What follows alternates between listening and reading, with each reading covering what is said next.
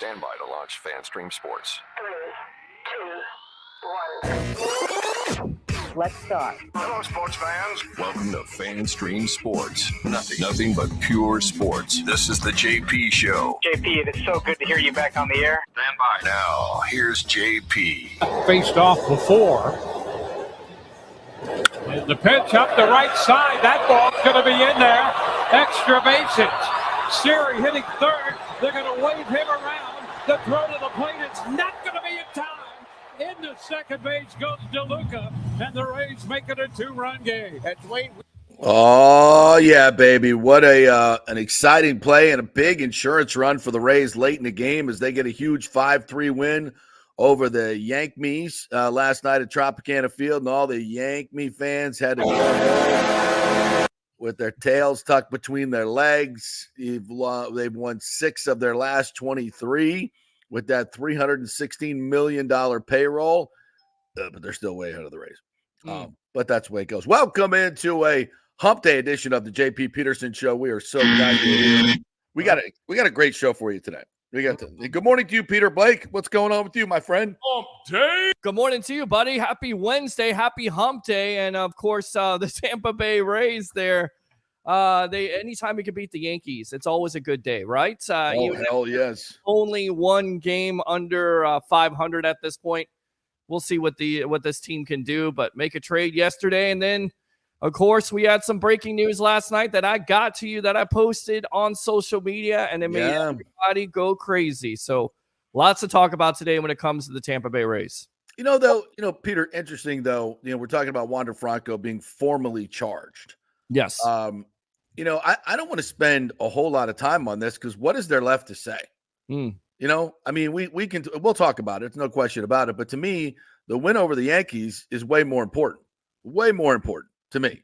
I mean, the Wander Franco thing, this is expected. There's nothing shocking about this. We've known about this story for over a year now.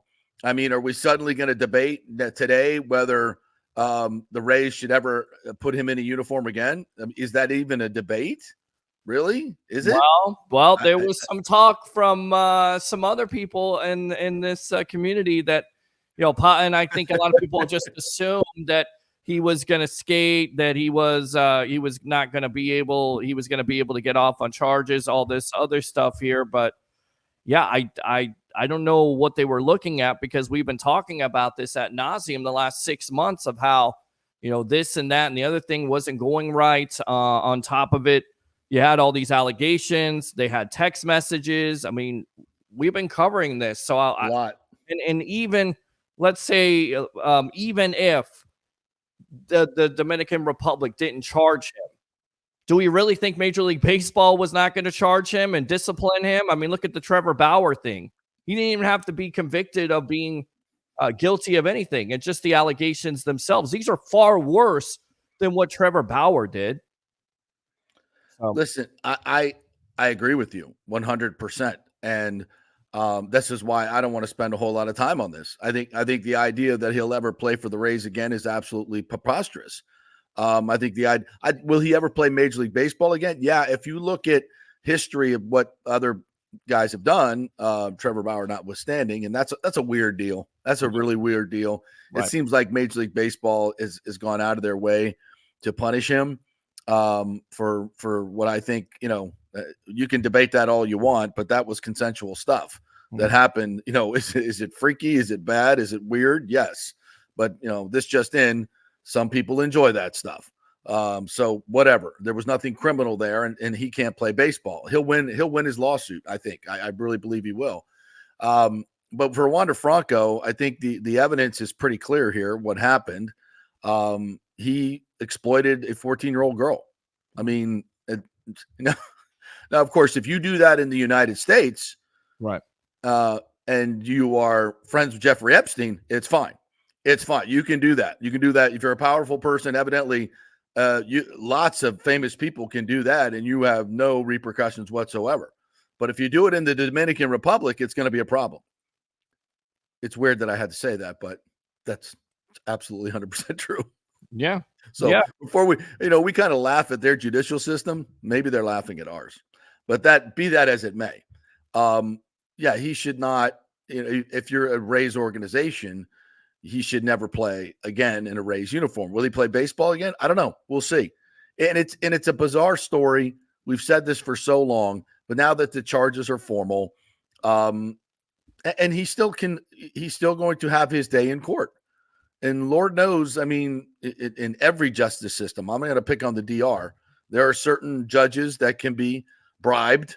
As we've clearly seen, the judicial system everywhere is more about how much money you have than the facts of the case.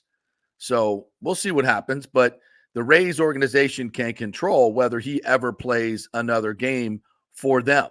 And I hope, frankly, and again, we don't know all the facts of the case. It's, to me, what he did, for what we do know, it's repugnant. It's inexcusable. I have a daughter. It's inexcusable. I can't even imagine. But what's weird about that is the mother was also charged with exploitation and basically pimping out her 14-year-old daughter. Correct. I mean, and there's no way getting around that. And we've seen the text messages that they put out there, and that's clearly him. And the pictures are right there too. And I get it. People go, well, they're just pictures. Come on, guys. Let's not be stupid about this. Okay. Let's not. Yeah. So again, I don't want to spend a whole lot of time on this because to me, it's old news. Right. It's old news. So away we go with it. Let's talk about other stuff. And by the way, to set up the show, we have what I believe in my career as a journalist and storyteller in the Tampa Bay market in sports. I think one of the top 5 stories in the history of our Tampa Bay area in terms of athletics, and that's Shaquem Griffin, former UCF Seattle Seahawks player who was born with a birth defect, had his left hand amputated at the age of 4 years old, and went on to win a national championship at UCF.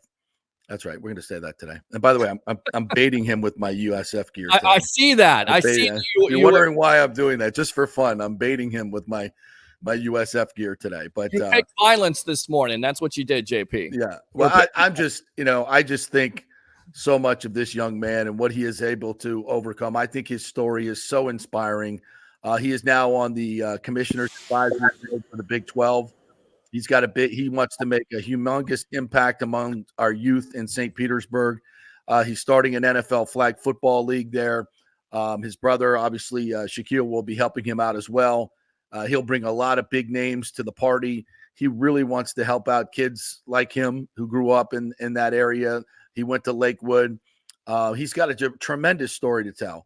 And I want to get into that and really support him in every way possible. Screw Wander Franco. Screw talking about Wander Franco. We're going to talk about Shaquem and Shaquille Griffin today, and Shaquem's going to join us at 10:30. So screw Wander Franco. I'm going to spend a second talking about him. Okay. And we're going to talk about the Rays. We're going to talk about the Rays. Yes. And that is a big win last night by the Tampa Bay Rays. And what I loved about it was the guys that really contributed are guys that I think should be and will be here for a while. And that's Isaac Paredes. Isaac Paredes. Our all-star with his 15th home run. Couldn't have come at a better time. First inning. Give him a big lead, 4-1 lead. Here, we got that? We got that sound? Of course we got that. Yeah, of course we got it. Here's a shot. High and deep to left, and that baby's gone. Home run. Isaac Paredes. A 3-run blast for Paredes, his 15th home run of the year. Yeah, what a call by the great Dwayne Stats, courtesy of Bally Sports. I love his home run calls. So good. Yes. So good. And by the way, I love our Bally's team. I love Andy on the radio. Love them on the radio. And I love Dwayne on TV and BA. They mix them up a lot. Not a big fan of that. Yes. Not a big fan of that. Yes. Andy is a terrific radio guy. Terrific. Dwayne is a terrific TV guy. Stop messing with it. Stop messing with it. Those guys are great at what they do. There's no reason to be cross-pollinating. I don't know what they're doing over there, but those guys are great at what they do. Feel me, people? Feel me?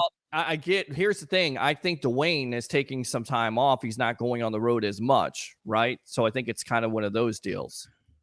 Well, Rich Hollenberg does play-by-play. Got some other guys that do play-by-play for TV. Taking, I just, and he's so good at radio. He's so good in the booth. Yeah. And and he and Neil, that they're fantastic at what they do. And I think the TV guys are great at what they do. So, but anyway, great call there by Dwayne Stats. And you get Paredes with the big hit, and then Pepio. Pepio against this formidable lineup was tremendous last night. 7 strikeouts. I thought he pitched with great poise, great power, great command. That was a major league pitching performance, and I think he is a huge part of the future of this team. So Pepio and Paredes were really, really good last night.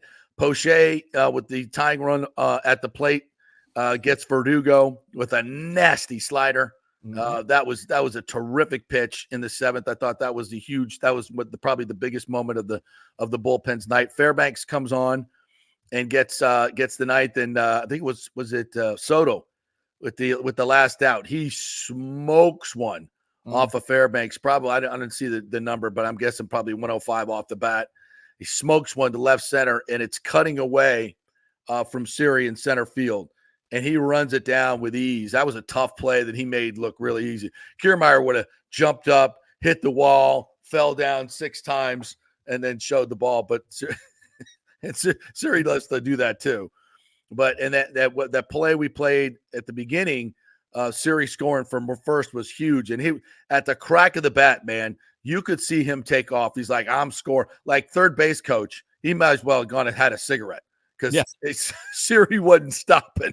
He was not stopping. He was just going on. When he hit second base, it was like, yeah, he's not even looking at the third base coach. He was scoring, and he did with ease. Yeah. So in Siri's, he's such a maddening player to me. The pimping gets a little bit much. Sometimes lackadaisical, lack of focus. I think sometimes his at bats are just, he's just swinging for the fences and he lacks consistency. But man, the tools that guy has are unbelievable. Yes. The speed, the range, the power, all of it are unbelievable. If he could somehow be a more disciplined ball player, a more focused ball player on a consistent basis, he could be one of the best players in the league, but he's not. He just can't, for whatever reason, he just hasn't been able to get that consistency. But, man, when he shows you those tools like that, and that was a difference maker. He was a difference maker last night. So I thought all in all, one of the better games I've seen the Rays play this entire season. From what I could tell from the broadcast, it was, 70-30 Yankee fans to Rays fans because, of course, the Rays ownership loves to price out their own fans for these big games, jack up the prices of the tickets. We've come to see this as, that's just what we do. It's terrible. It's terrible. It will never not be terrible. Yeah. It will never not be terrible. Okay. But anyway, Bucks Rays Bolt says they're in the wild card hunt. I can't go there yet. They got to jump over 4 teams. They've been wildly inconsistent. It was a great game last night, but this team does not have the offense or the consistency in their pitching staff to be a wild card team, in my opinion, at this point. That could change, but I just don't see it. I don't see it. I think they should sell.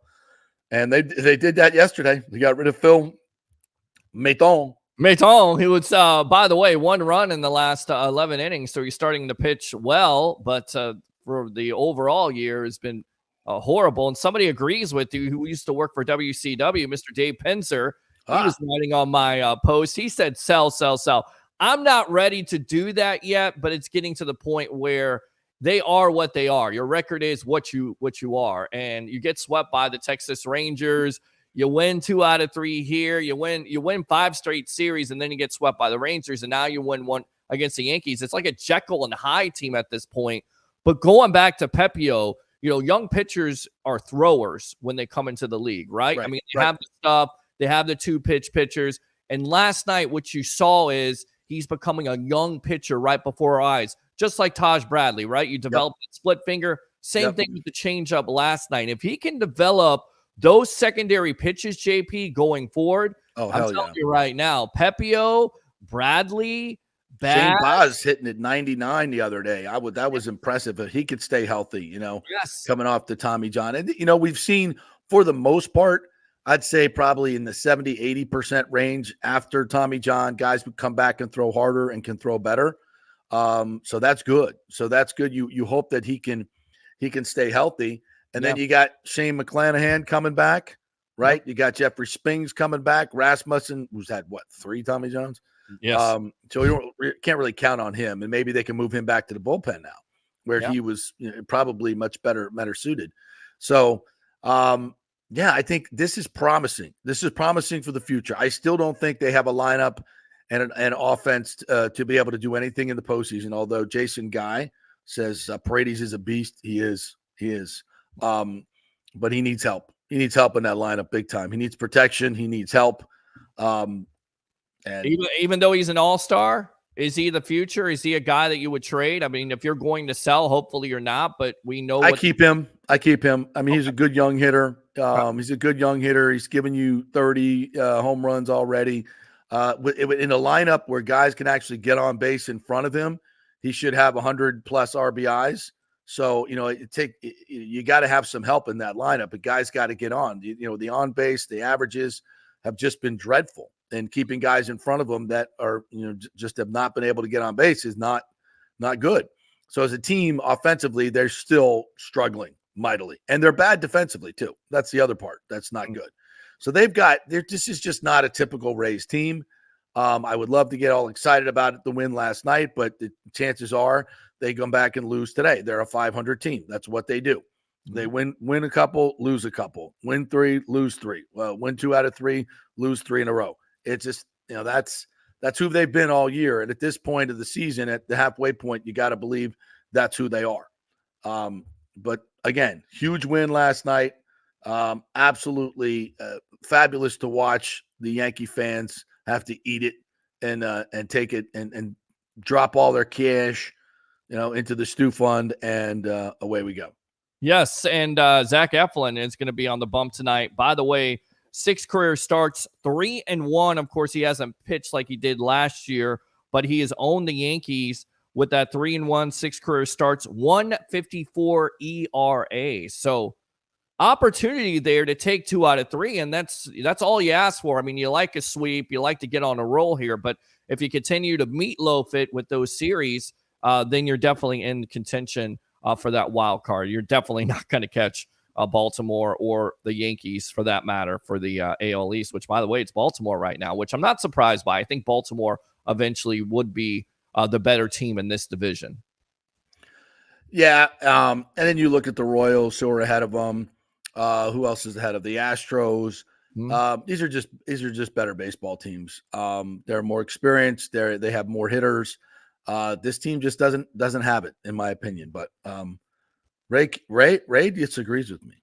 Well, your Rays never say die. That's why we call Tampa Bay Ray, best of the Bay right there, buddy. And to your point, they just took 2 out of 3 versus the Kansas City Royals. They don't have to see them again, but they did beat them. So yes, they do. Again, they have flashes of brilliance, right? It's so frustrating to be a Rays fan because you start to say, okay, they took 5 straight series, so they're going to be okay. Okay, they're going to start to score runs here in bunches, and then all of a sudden they have a game where they have one or two hit, one freaking hit, one hit the whole. They've had Peter. They've had a lot of games like that. Yes. They've had games where they, 2 hits, 3 hits.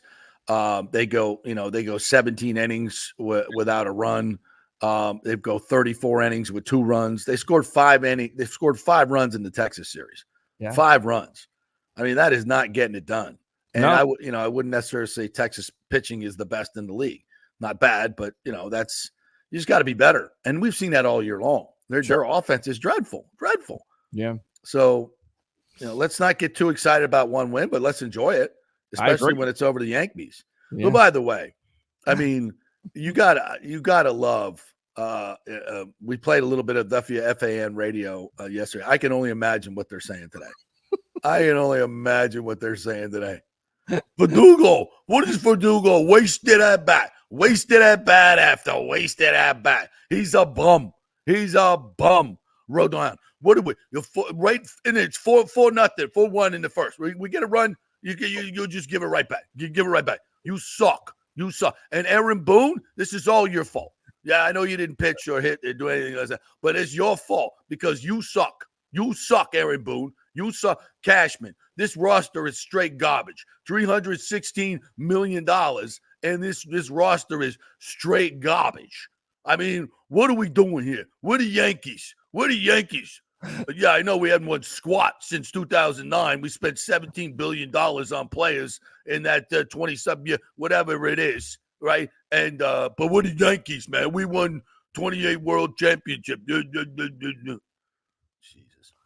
So I love to hear. I love him. How could you listen to that radio? By the way, could you listen to that on a daily basis? Could you listen to that type of radio on a daily basis? I mean, it's okay. I mean, it's entertaining. That's what they do. That's what they do up there. Bunch of meatheads. Yeah, that's what they do up there. At least, they're allowed to criticize their team on the station. Whoa! Yeah. Did you take a shot there? Was that a shot? Oh yeah, that was a shot. That wasn't even hiding that one. Rick says Stu has all the broadcast people cross training to be utility employees. Neil is probably raking the infield between innings. BA is serving ice cream to save money. Well, we know Doug Wechter is down there on the field at some points. He's definitely eating a lot of the ice cream. We love Wechter thinks he's doing some great feature stories. He's actually he's being trained. He's like, check the schedule, Wechter. You're raking the infield for the Thursday game. We may need we care. We love them. Listen, we may need to bring. We have the best broadcast team, and that's before I get misquoted. We have the best broadcast team in all of baseball. Easy. Way better than the Yankees, I can tell you that. Yes. Absolutely. Alexander agrees because he just woke up out of his deep slumber there. He's just chilling right there by the Mike Alstott jersey. But you're exactly right. In the Rays, they may need to use him in utility fashion with the way Armstrong, Colin Poche, I know he gets out of that, but he gives up a meatball there. So who knows? Maybe you're going to have to use him coming out of the bullpen here eventually. Who knows? Yeah, we shall see. Jason says when our pitching staff gets healthy, we're going to be dangerous. Yeah, well, I don't think the pitching staff is going to be scoring runs, though, are they? I hate to tell you, Jason, but you can't win in this league without scoring runs, and this team can't score runs. Mm-hmm. So I think they're going to struggle for the rest of the year. And then what? Go get some freaking hitting. Go find some hitter. Can we not find a DH that just mashes? Well, that'd be nice. Can we just find a guy that just all he does is mash? You got to pay for it. I get it. I think Pat Burrell was the last time we tried to get a DH, and that didn't work out. So we're still scarred from that 20 years ago. $8 million, or the Nelson Cruz deal, which we always talk about. That didn't necessarily work out, but it would be nice to get a masher. Of course, and the part of that is designated hitters don't want to come to Tropicana Field because it's not a hitter's park. Right. It's not a hitter's park. So, there's that.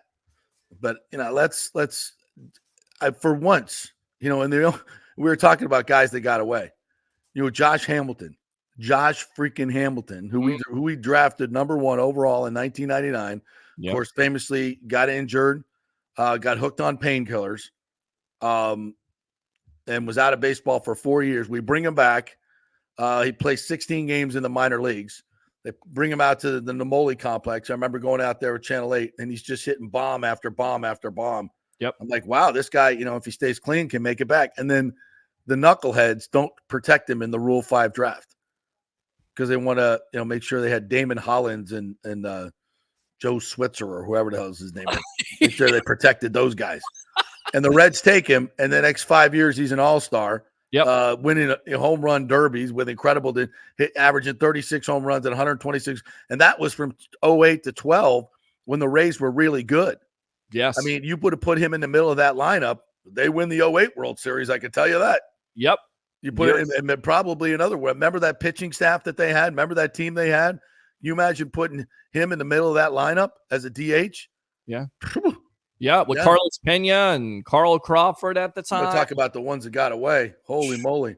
Yeah. That was, How about not drafting Buster Posey, the curse of the Posey? You never, because we got the greatness of now you got the greatness of Alex Jackson. I mean, but at the time you had Tim Beckham. Hey, don't forget, don't be sleeping on my man Ben Rortvedt.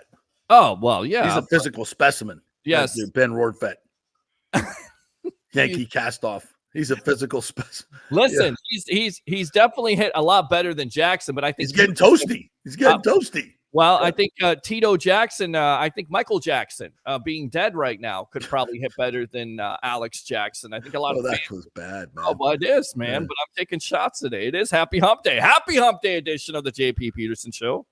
James says problem with Siri is he's very popular in the clubhouse, but his lackadaisical play is contagious. Yeah, it's lackadaisical. To me, it's lack of focus. It's sometimes he's out there looking at, it reminds me of that the 10-year-old who starts looking at the butterflies, and he just kind of look in the outfield, tying his picking the stuff off his shoe. He just loses focus. Right. And sometimes just goes up at the bat and just swinging for the fences with no real plan. Like, come on now. The tools are just ridiculous. Yes. Bucks Rays Bolt says Rays beat playoff team. If they beat the Yankees, they deserve to be in the postseason. Just if they beat the Yankees, they deserve to be in the postseason. Not quite how it works. Yeah, they got to overcome some obstacles there, Eric. But we love the optimism as always. And again, we have open phone lines if you want to talk about your Tampa Bay Rays. 727-255-0391. It's 727-255-0391. It's the JP Peterson Show. What is this? What is this about? What do you think of hockey? Is it rigged now? Why would they say that? I don't know. I mean, I don't know what that is. A lot Jeremiah of Noonan. Hey, yeah. Noonan, explain yourself, please. Did I miss a story? You want to go out to Eric really quick? Sure. Why not? What's up, Eric? Let's go out to Eric here. Welcome to the JP Peterson Show. What's up, you guys? How are you today? Doing great, Fantastic, buddy. Eric. How you doing, buddy? I'm doing great. What you got? Yeah, man. I got a question for you. Who you think is odd man out if we have to make a trade before the deadline? Do you think we're gonna keep Randy or Diaz? Maybe somebody do you think one of them players might be gone? Like a Diaz? Good question. Yeah. All right, Eric. Thanks a lot for the call. Appreciate you. Great question, Eric. And here we talked a little bit about this. I think it's the vote for the stadium coming up on July 18th, which might be pushed back again because they just gave the city council 567 pages, and they're supposed to get through this in 9 days and vote on the biggest expenditure in the history by far in the history of the city and the county. It's like how they do it in Congress now. Here's the 2,000-page budget bill. We're voting on it in 5 minutes. What? So yeah, I guess that's what they're trying to ram it through before anybody can really look at the fine print, which is weird. Are they going to trade Randy before that vote? No. And they need more votes, by the way. The one on the 18th is the first vote they need, and then they need 3 or 4 more to fully pass everything. So they've got a long way to go in this. And as I told you on Monday, according to some of the sources I picked up over my little vacation there, the sale of this team is still very imminent. It has to do with what's happening with the Bally's bankruptcy because of all the money that Stu was supposed to get for that. So that's kind of hanging up the sale, I've been told. So I think the sale is very real and very possible. So how does that whole thing work within the deal of this expenditure? I would certainly want to know who the new owners are. And from what I'm told, the new owners do not want to build a stadium in St. Pete. So lots still to go through. So I don't know if they're either going to trade one of the most popular players or 2 of the most popular players as this stuff is getting voted on. I don't think they will. Should they? Yes, absolutely. I think that I would trade Yandy, and I would trade especially Randy right now because he's getting a little toasty. He's getting back to himself. He's not going to be a part of the long term here because he's not going to re-sign here. And I think you can get something really good for him and start building something towards whatever new stadium you move into, or at least a team that's going to have a great pitching staff next year and the next few years to come. Go get some sluggers. And Randy's not going to be around here long term. So take trade him while his value is still there. And I think with him the last month and a half, he's been toasty. All right, I'm going to take a break here. Also, John Hill, by the way, was at the game last night. And he says, from my view, at least 75% Yankee fans. That's sad. And I've seen it too. I went there on a Friday night with taking my mother there for Mother's Day and also her birthday. And you have the Yankee chant going throughout the whole place. The majority of the game. Let's go Yankee. I mean, when you price your own fans out of your own stadium, that's what happens. It's all about money when it comes to Stu and the Rays. John Hill's got a bunch to say about this, so I'm gonna we got an interview coming up here with Shaquem Griffin. So we're gonna take a quick break. We'll come back. We'll have Shaquem with us. He's got lots going on. I can't wait to talk to him and about his incredible, inspiring story.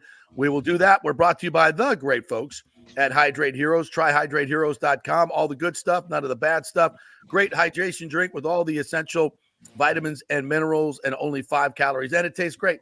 Hydrate Heroes and the Jeeves Law Group, JEEVES lawgroup.com. They support a lot of your local charities, so why not support them as well and get great representation in your legal matters? The Jeeves Law Group. Back in 3 with Shaquem Griffin. Stay with us.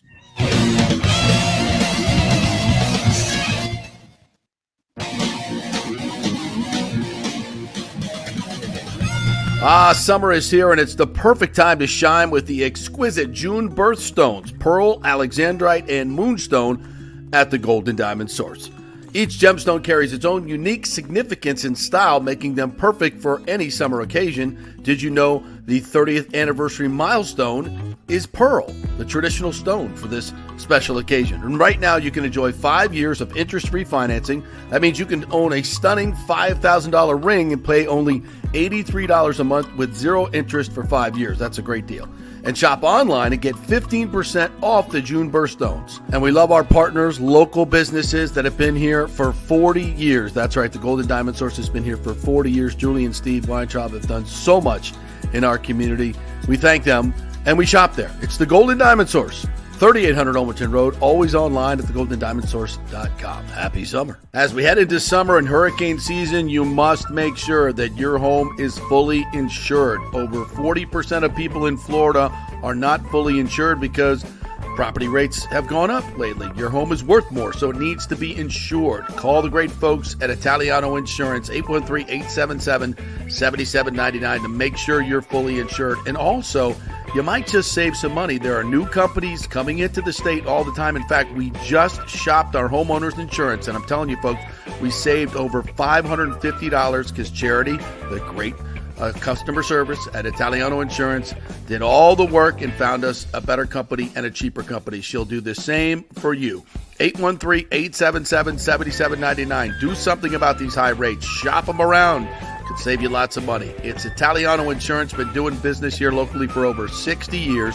813-877-7799. Tell them JP sent you. Hey, Tampa Bay sports fans. This is two-time LPGA major champion Jane Geddes here. After winning the U.S. Open and 10 other LPGA events, I wanted to try something completely different. So I came right off the top turnbuckle and landed in the crazy world of WWE. And yes, you heard that right. That's WWE. Working for the Vince McMahon as the VP of Talent Relations for the company. Now, though, I want to work for you. Everything I've done in my life, I've done with incredible passion. And now I've turned my focus to leading the best real estate team in Tampa Bay, the Geddes Gordon Group with Keller Williams in South Tampa. If you're looking for a new home, an investment property, or looking to sell your current home, we will give you major championship level service. When you choose Geddes Gordon Group, you become part of our inner circle, like family. So if you're looking for a few golf tips or a golf course view, we're going to stripe it right down the fairway. Call me at 813-485-6808 or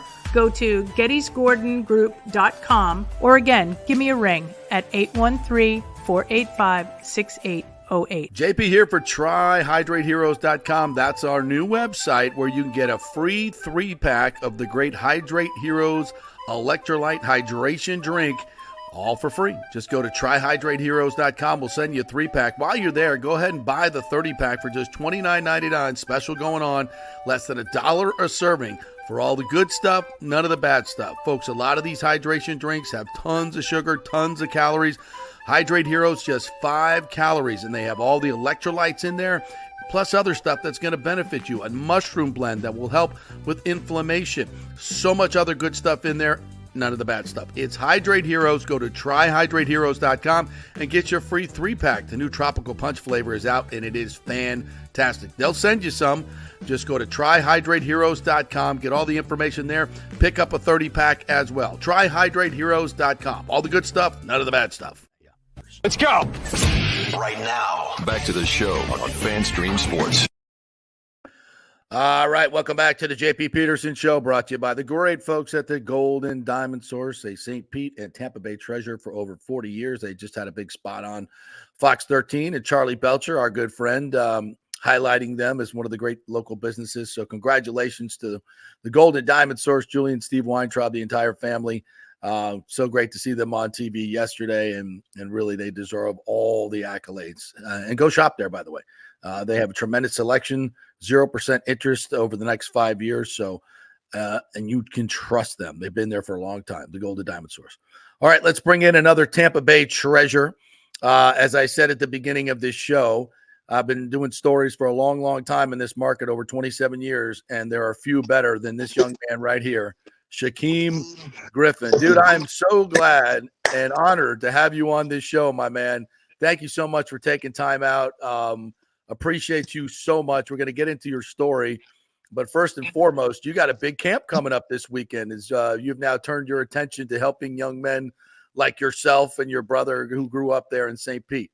Good morning to you. How are you, buddy? Man, good morning. Thank y'all for having me. And yeah, we got something great going on. You know, we get asked a lot what took so long for us to come up with a camp. And I think the main thing was we wanted to make sure we brought something to the city that was going to be another bridge, another opportunity for the next generation of stars. And I think that's something that we're putting emphasis on nowadays, because like we were blessed to have family and actually a community that poured into us, that supported us, that believed in us. And it's like, how do we translate that and create a culture with our community? And it's us being able to not only do a camp coming this Saturday, but we bring an NFL flag to the city. You know, we bring in more eyes, we bring in more light, we bring in more whatever we can. We want to put all the eyes on each kid that comes there. And the best part about this is some people may think it's just a camp, but like this is a community that we're starting to build. And we was able to partner with GMTM, which is an app that will keep track of every athlete that signs up, every athlete that comes, and throughout the process of their journey, no matter what sport you are, there's nothing to do with just football. No matter what sport, we can keep track of anything that you got going on. If you need questions, if you need help with recruiting, if you need to know what you need, what GPA you need, do you need NCAA clearinghouse? If your parents need questions answered, we're creating that source to be able to be directly to help them. And it's cool. That's because awesome. The more that we can get in front of people and get more eyes, the more that we can do. All right, so tell us specifically about the camp this weekend. Is it full? I noticed it was capped at 150 because you can only do so much. Is it full already? What's the deal? Yeah, so 150 for the first group, which is from ages 6 to 13. And then we got another 150 from ages 14 to 17. And yeah, we was filled in the first like 2 days. Of course. We're over 300. So we're taking over that. Yeah, we're like 325 now. Which is crazy. And then we're telling some to still come out, even if you didn't get a chance to register and be a part of the app right in there. We still want people to come out and be a part of the festivities, be a part of the camp. Where's it going to be? It's going to be at Lakewood High School in St. Petersburg, Florida. Of course. Where else would it be? Absolutely. And is your brother going to be there? Oh, yeah, my brother's going to be there. Rayshawn Jenkins is going to be there. Marquez Valdez-Scantling, 2-time Super Bowl, going to be there. DRC, Roger Camardi, he's going to be there. We're going to get Isaiah Wynn, first rounder to the Patriots, is going to be there. Wow. We got the guys coming out, which is great. Which is great because what we're doing is starting a culture that's going to have everybody coming in and pouring back. And I feel like once you start that and get everybody involved, and then that's when you start to create a culture or something. And once these kids to be able to see it and they go out and live their best lives and accomplish so many great things, they know to come back and do it again because they've seen it before. And that's the thing where it's huge is like, we don't have to worry about, okay, this player is doing a camp. The other players come, this player is doing a camp. The other players come, like, no, this camp is bigger than just me and my brother. It's bigger than just one person. Yeah, It's about the involvement of us pouring it back into these next generation of stars and then showing the parents what it looks like, because we can't do it alone. We can want all the help that we want to give them, but if the parents don't allow them to have access to the resources or have access to be in front of us to learn more, then we only can do so much. Because of the popularity of this, Shaquem, do you think you could do more of this eventually? Just not just one camp or one weekend, but expand out on this, in your opinion? Oh, 100%. Because the app that we're a part of is not just one state, it's not just one city. It's actually worldwide. We have 4.7 million users already amongst the world. Wow. What's amongst the world? Again? So it's new here. Yeah, it's new here, but it's been going on for the last 8 years. So we've just been building the algorithm of it, and now that we got a more of a handle on how we want to go about it and have so many different sports, adding NFL flag is just another source, another resource for us to get more eyes, get more attention, and get more kids involved. We was able to have the discussion with the mayor of the city, and he's coming out at 10 a.m. to introduce and open up to everybody of something new that we started. So when you say, are we going to do more? This is only the start of something great. We hoping to travel to different cities. We hoping to travel to different states. Because like I said, the more that we can get in front of kids and families' faces and actually talk about it out loud, I feel like we can get their attention and we can build this platform and community that can always be a resource. Because what's crazy is, I was able to do some trainings with some of the kids from high school, and one thing they asked me is like, how do I get recruited? And I tell them, I said, have you heard about NCAA Clearinghouse? It's like, I never heard of that. My coaches don't tell me. You need that for you to be able to get recruited. That's right. And the thing is, my mom knew that. Yeah. My mom helped us get into that when we was 14, 15 years old. And it's just like, okay, now my mom can be on this app and be a resource. If your parents need help, hey, what did you do with your kids? My mom is on there. You can talk to her. It's like, hey, this is the direct source. Like, hey, I want to get my kids recruited. What did you do? What do I do? Now we can give all that information to them. What's the name of that app again? GMTM. GMTM. I did get there. Yeah. Okay, cool. All right, so that's what's going on this weekend. And by the way, when Mayor Welch gets there, tell him instead of giving that $1 billion to the billionaire Stu Sternberg, to give it to you and your brother, because you do a lot. You do a lot more for the community. That's a whole nother thing. Throw you a little bit of money. I'm gonna write that. I'm gonna make a note of that. Tell him I said it. No. Where you stir it up here, JP? I'm gonna stir the pot. Because seriously, that's where the money should be going, not to a billionaire. We need some facilities. We need everything. We need all that. This is where the money should be going, for God's sakes. I mean, are you kidding me? Because leadership, I say this all the time, and Titus O'Neill, who's a good friend of the show, and I know a good friend of yours, he says it all the time. There are no bad kids. There are bad situations. And you guys creating this leader, and as leaders in the community, this is what we need. We need leaders like you and all those men that you just mentioned that became successes because not of just their hard work, which is obviously very, very important, but the community around you. You got to have community support to do what you did, to do what your brother did. You got to have family support. Right. And having dads in the house is important as well. We got to keep the dads in the houses with these young men. This is important stuff, but you need financial resources. You need these things as well, right? Yes, and that's a big point. And this is just the start of us being able to say, hey, listen, we're going to do this with or without you, but we will love if you can join us.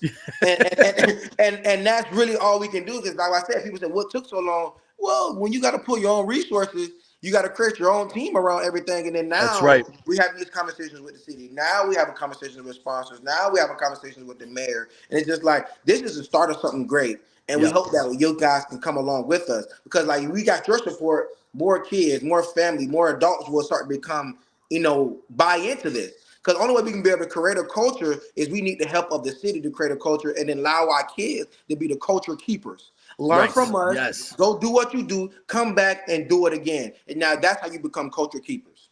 That is a great concept right there. And you guys are living proof that it works. and we could not support you enough. Shaquem Griffin is joining us here. You see, I was baiting you this morning. I got my USF I didn't stuff on. want to say anything. I didn't want to say anything. You picked violence this morning. Let him have his moment, right? He picked it. I mean, I'm just trying to get the energy up, baby. Just trying to get the energy up. Face with it. I got to ask you, what do you think about that rivalry between USF and UCF? How real is it for you? What memories do you have of that? And what do you think about your respective program and, of course, USF right now and their respective program? I mean, he's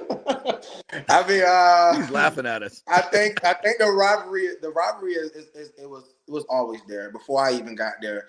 And I think once you kind of get put into it, it's just like no matter who I know or don't know at USF, it's always like, hey, we finna come at you. Yeah. And I remember our 0-12. I'm about 0-12 year. They whooped up on us, and I was like, every year after that's like we have to get after them. Like that, I can't go through my senior year and lose to USF because this is bragging rights that I have to come back home to. That's right. You know, it's like it travels with you, and that's when it comes to a rivalry and you come back home. It's like I'm closer to Tampa than Orlando. So before I even get to Orlando, I have to deal with. I got to deal with the Bulls, and I got to deal with all that. So it's fun and exciting. It's so crazy now because I still have conversations with all the guys I played with at USL, and it's just like, man, why were we so angry at each other when we got to the field? I was like, I think that already happened years ago before we even got there. Like we were just brought into it. We was grandfathered in some way. But it's exciting. What was your record against USF?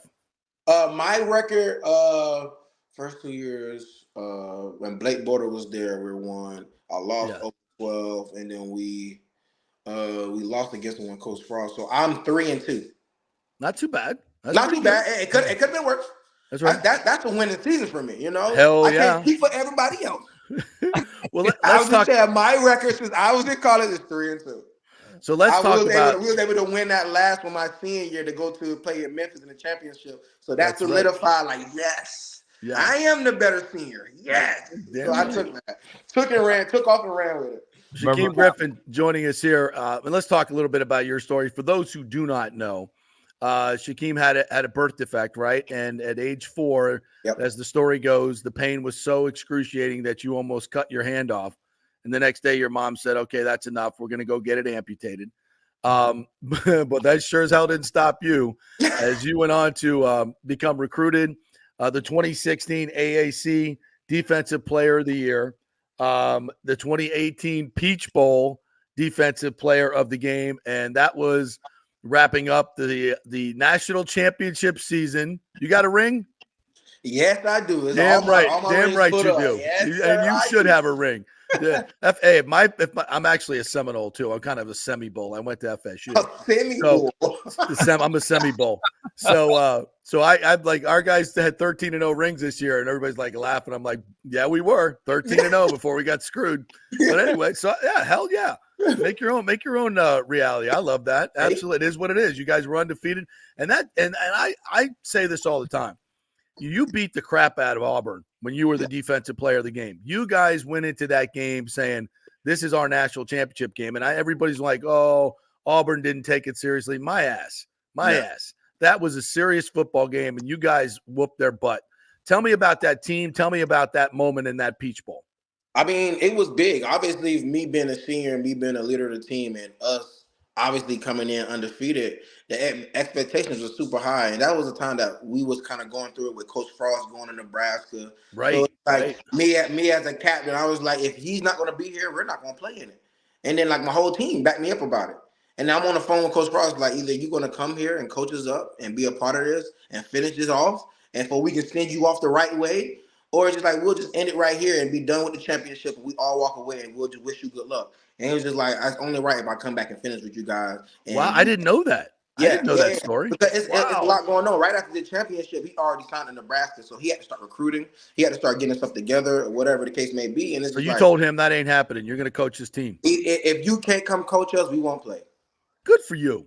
I did not know that. That's a hell of a story. Coach Frost was a guy who respected our opinions. He respected us as, having a voice. And the thing is, he knew the team was going to back me up.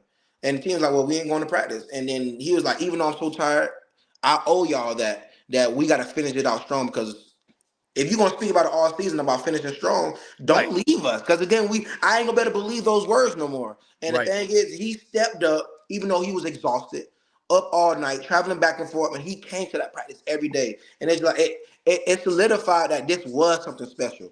This was something special. It's like I can't be mad. We can't be mad at you. Like you got great things ahead of you, but you better finish. Let's finish this first. So when we went into play Auburn, we had that high expectation. Like we're ready to do this because like we're here to finish something. Now, if Auburn want to mope and complain and do all the other stuff, even during the media time, it's like, what you gonna do against Auburn with the number one O line in the country? What you gonna do against? Hey, listen, we get it. Auburn is good. What is Auburn gonna do against us? We are gonna start asking those questions. So that kind of put a chip on our shoulder already. We're already an underdog, and now you're treating us like one. Okay, so now we're starving. I'm ready to bite somebody, and it's like if I can't bite you, get me on the field now. I can't go attack you right now because you're interviewing me. Put me on this field so I can show you and I can answer all those questions with action. Shaquem Griffin joining us here, and going back to the amputation of your hand. What was your mindset after that happened? I know you're only 4 years old, if you can remember, but your brother is a great athlete, and you were just like, yeah, I may have this handicap, but it's not going to stop me. How did that fuel you to becoming an NFL player? You played 3 years in the NFL. You were drafted by the Seahawks. How did that fuel you through the years?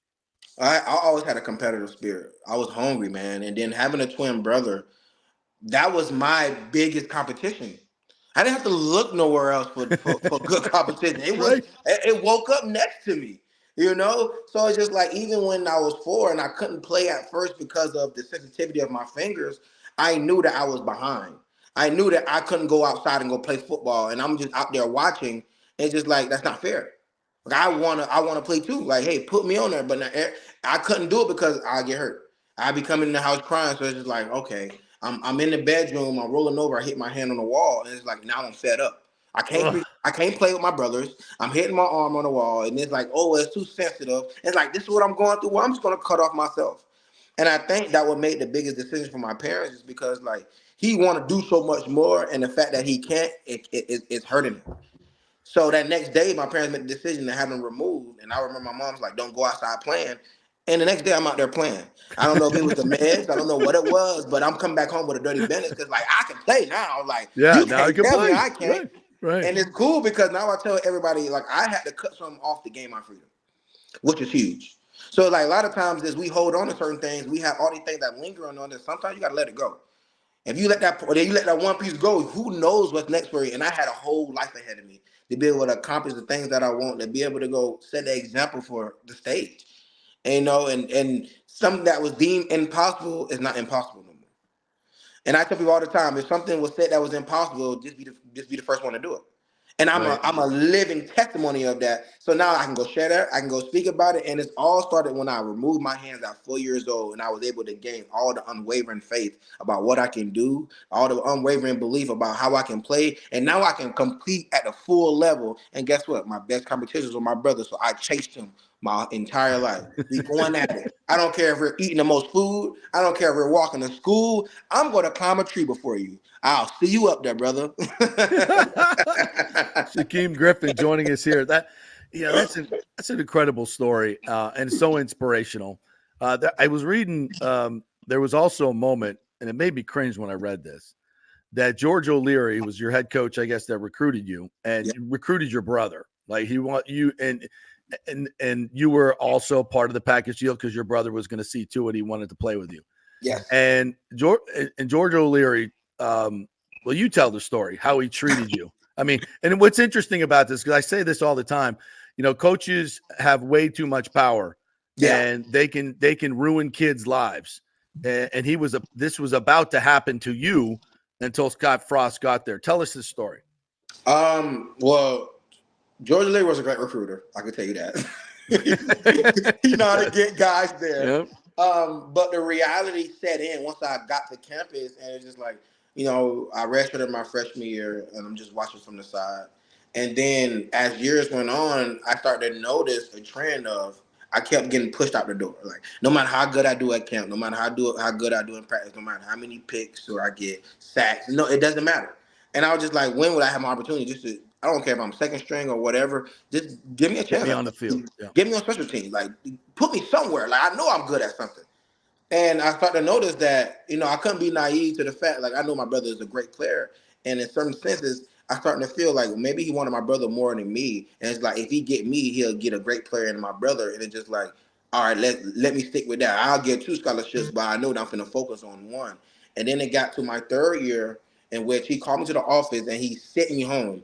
And he said he wanted to see if my brother can do well without me. So it's like, okay, my brother's going to the junior year. It's time to lock in. Like, this is the time where you're finna make a household name for yourself. I'm going to send your brother home because I want to see if he can do well without you. So now I'm back in St. Pete. I'm working 2 jobs, towing cars from 7 a.m. to 6 p.m. I'm working out from 6:30 to 7:30, and then I'm cleaning the Dodge building from 8:30 to 12:30 at night, Monday through Saturday. So, talking about a transition, that was huge. Like, me transitioning in the NFL is great now, but transitioning from like that in college, from going from a full ride scholarship, being next to your brother, my dorm next to his. Yeah, I knock on his door. Hey, you got something? You need anything? And then I'm back home working 2 jobs, not knowing if I'm going to have an opportunity to come back because my coach don't want me there. And unbelievable. There was a time where my brother was asked to come into the office, and when he did, Coach George O'Leary was telling him that he's going to send me to a JUCO to finish his college. Like, hey, I don't think the football is a fit for your brother. We're going to send him to a JUCO to finish his education at least. And my brother was like, well, get my transcripts together because we'll both be going to JUCO to finish out our education. Good for him. Good it's for like, him. If you don't believe him, just know that I always will. And it's just like, you afraid to see it. And when you afraid to see what I always seen. Oh. And the next few days, I get a phone call from Georgia Lee, like, you ready to come back? Hey, no questions asked. Hey, I'm packing my bags. I'm on my way. Not even knowing what happened until I discussed it with my brother. And next thing you know, I think for me is when Coach Frost came, I knew if I didn't believe in something or believe in myself and my capabilities, I'd be doing a disservice to not only my family, but my twin brother, who sacrificed it as well. He believed in me so much that I'd be doing a disservice to him, but if I didn't believe in myself. Yeah. And I tell people nowadays is sometimes you get to that point where you got to believe in other people's belief in you until yours wake up. My belief that my family had in me was so strong that eventually it woke mine up and it's like, hey, cut it out. It's time for you. You got an opportunity. Take full advantage of it, and you better not look back ever again. You better believe in it with unwavering faith because my family already did. Yeah, my brother literally told that coach, if you don't believe in them and don't see what I always seen, well, then I'll leave with them too. Well, I'm coming back full-fledged, and I'm taking everything that's in front of me. And then a little divine intervention, as I see it now. George O'Leary gets fired because he falsified his resume. Oops. He's out the door. Scott Frost comes in, and the good Lord was looking over you, my friend, right there. Get rid of this bum. And then Scott Frost comes in, and your career flourishes. That's amazing, because sometimes kids just need that opportunity. What that guy did to you is just sickening. It makes me sick in my stomach. So whatever happened to him is justice. So, and then you go on to play in the NFL. When you got drafted, and you run a 4.38 at the combine, by the way, fastest linebacker. Is that still the fastest linebacker time? Still have the record. Damn, son. Yeah. 4.38. Got a couple years under my belt now. my man, Kalen DeLoach almost got you. He almost got you. He was close. He almost got you. But I made it through another year. That's right. So when you get drafted by the Seahawks, what was that whole feeling like? And it was surreal. It was very surreal.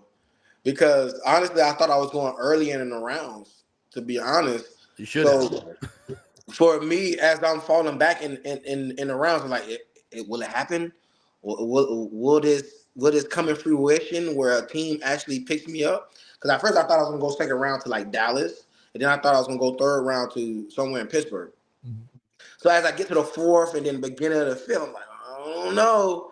And then I'm using the restroom, dude. And my brother, don't mind me, I don't know why I didn't lock the door. My brother busted the door with my phone in his hand. It's like, I know this number. Or I know this area code. Answer the phone. I was like, let me wash my hands. He's like, forget about that.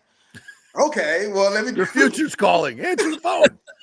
Hello? And it's Pete Carroll on the phone. And literally my emotions, like you ever get like a scare and your heart drops? Yeah. Oh yeah. So it was like that heart drops. I'm breathing so clearly. I was like, what's happening to my body? I was like, I don't know what's going on. So I'm like hyperventilating, trying to like get my words down. I was like, this is happening. This is really happening. Okay.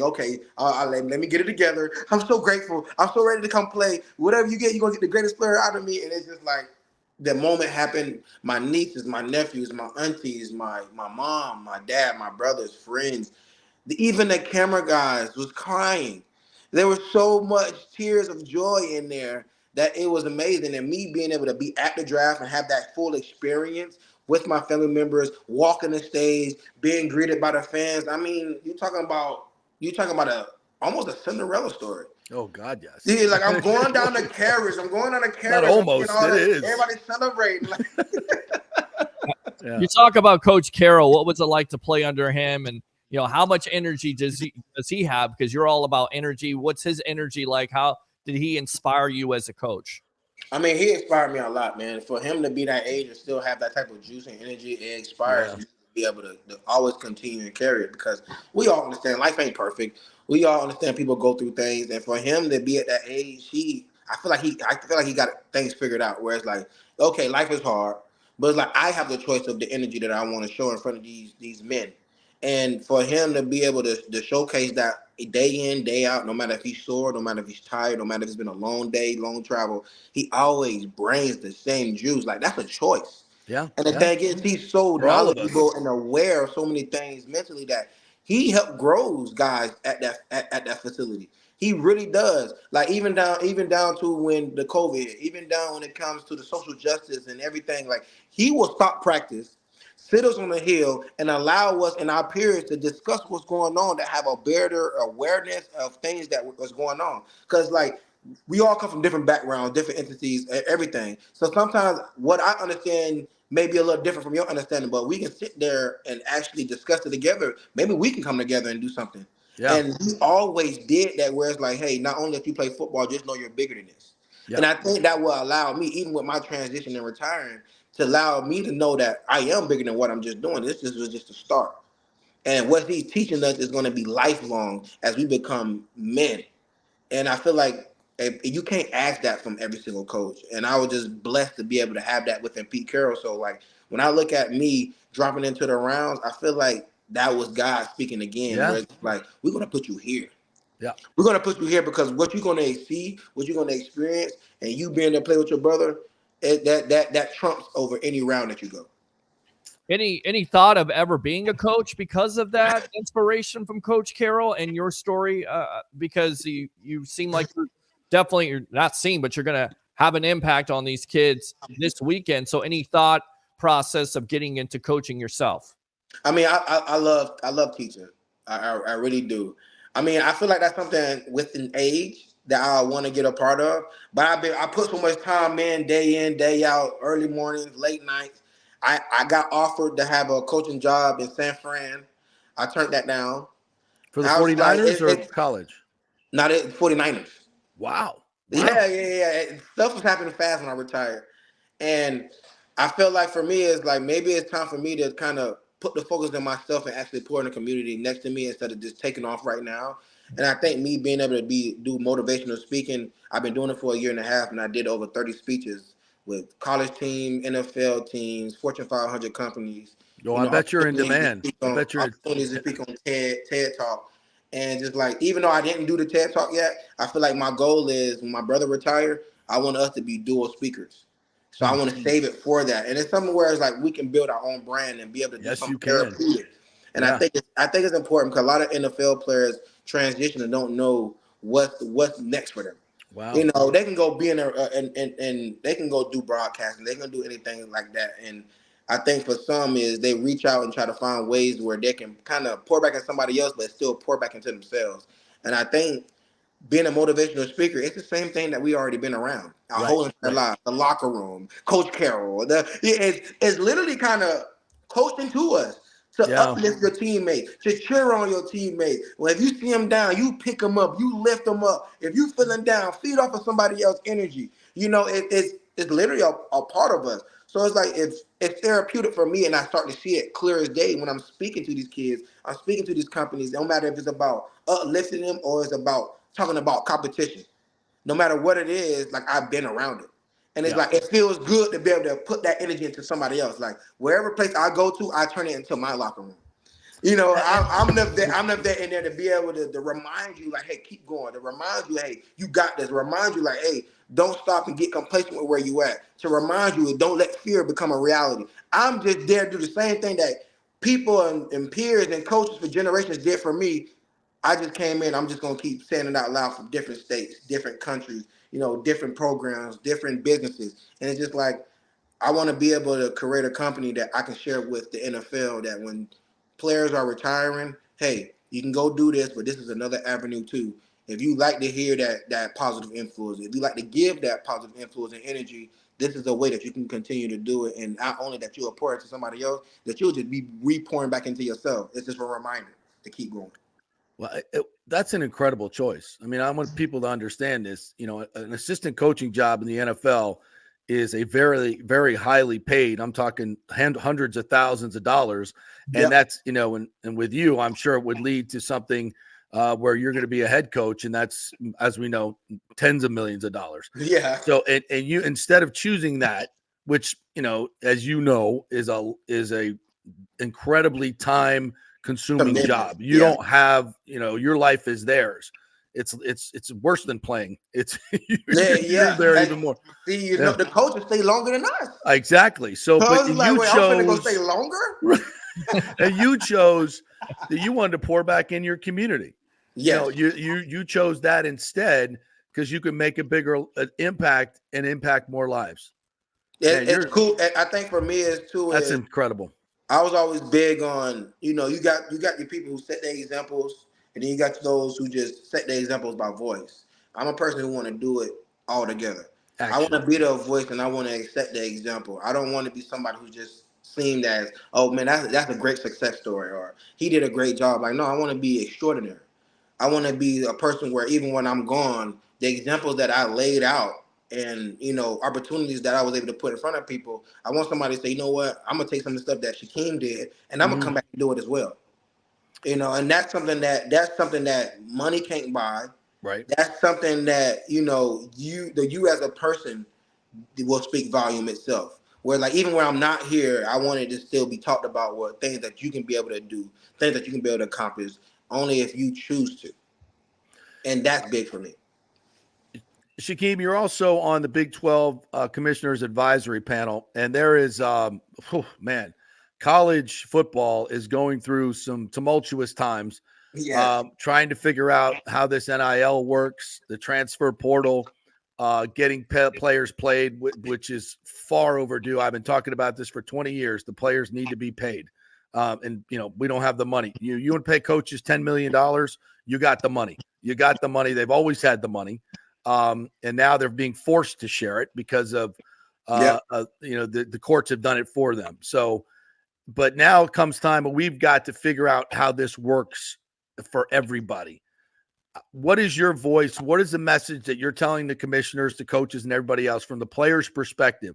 What needs to be done to bring some sanity to this situation?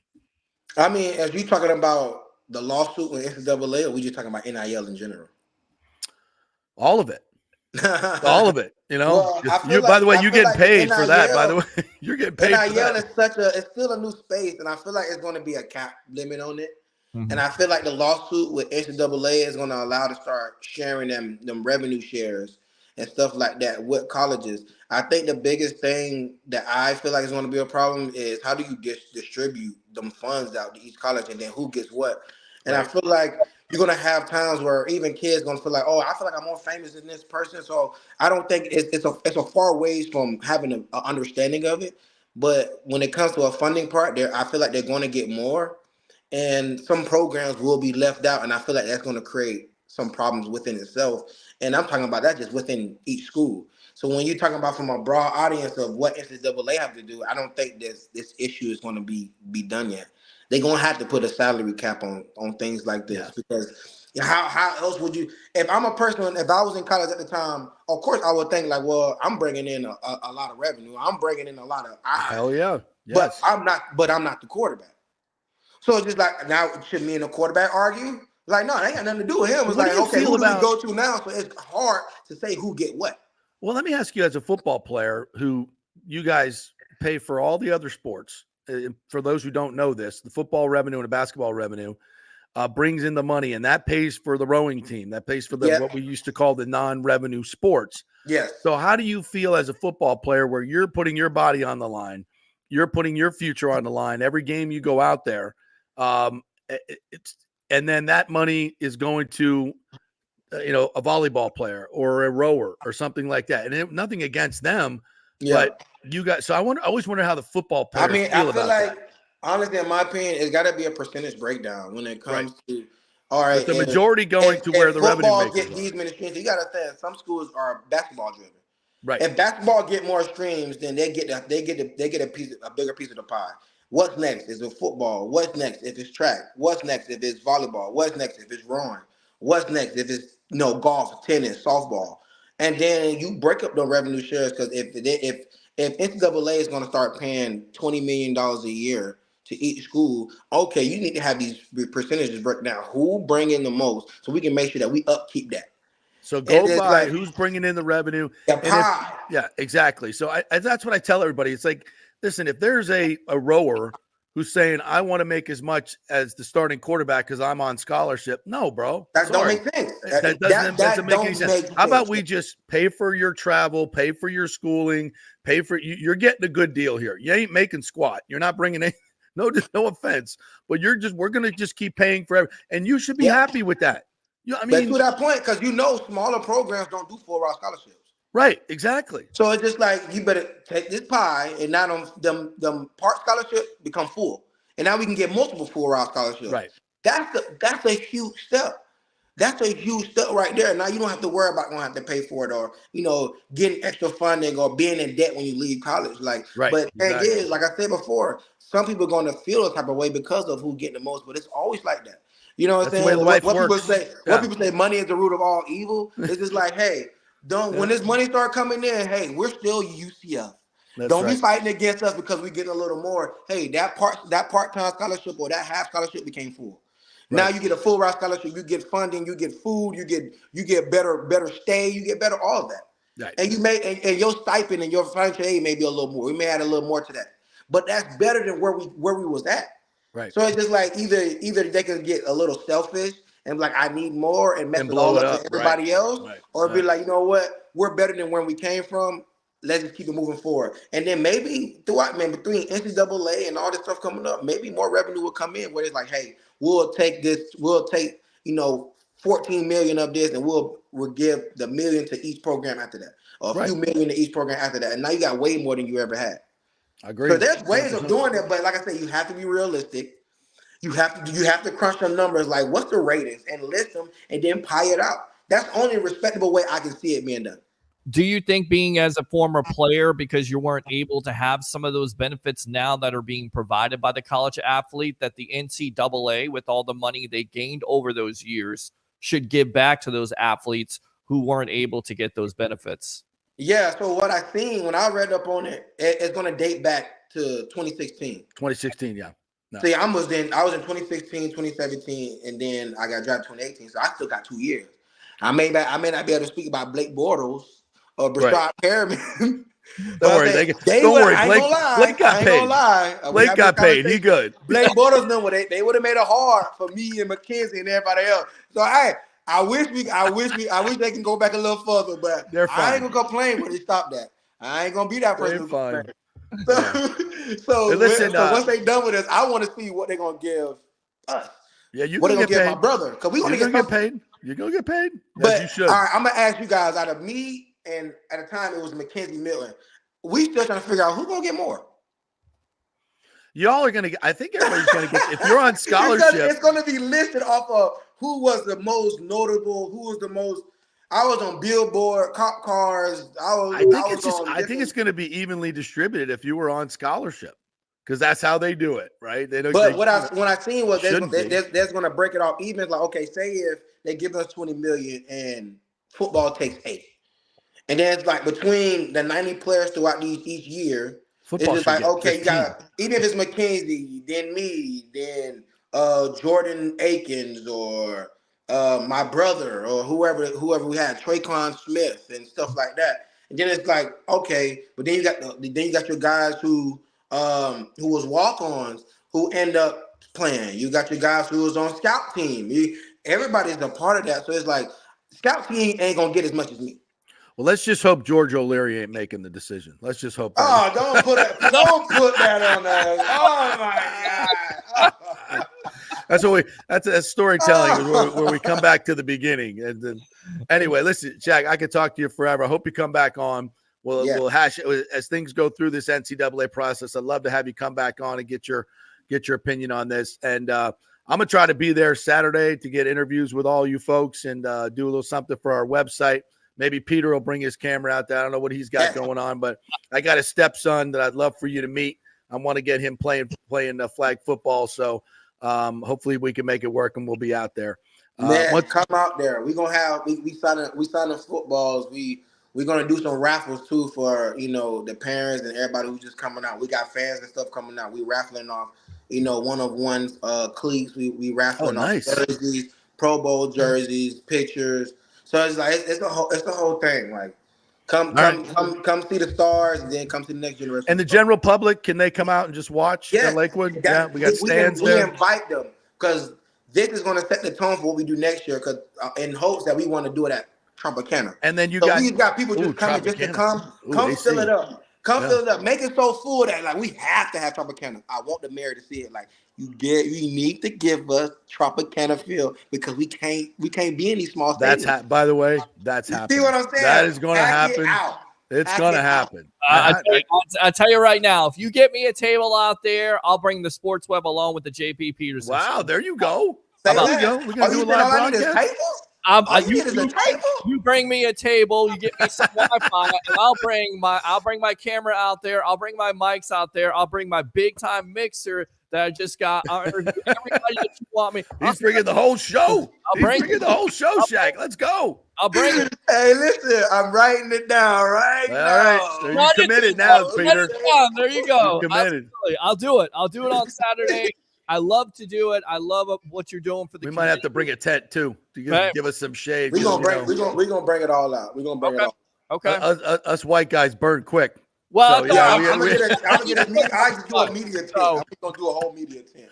We're gonna roll the red carpet out for you guys. Jack, listen, man, we love you. We love what you're doing. Could not support it more. Anything you ever need from us, you got it.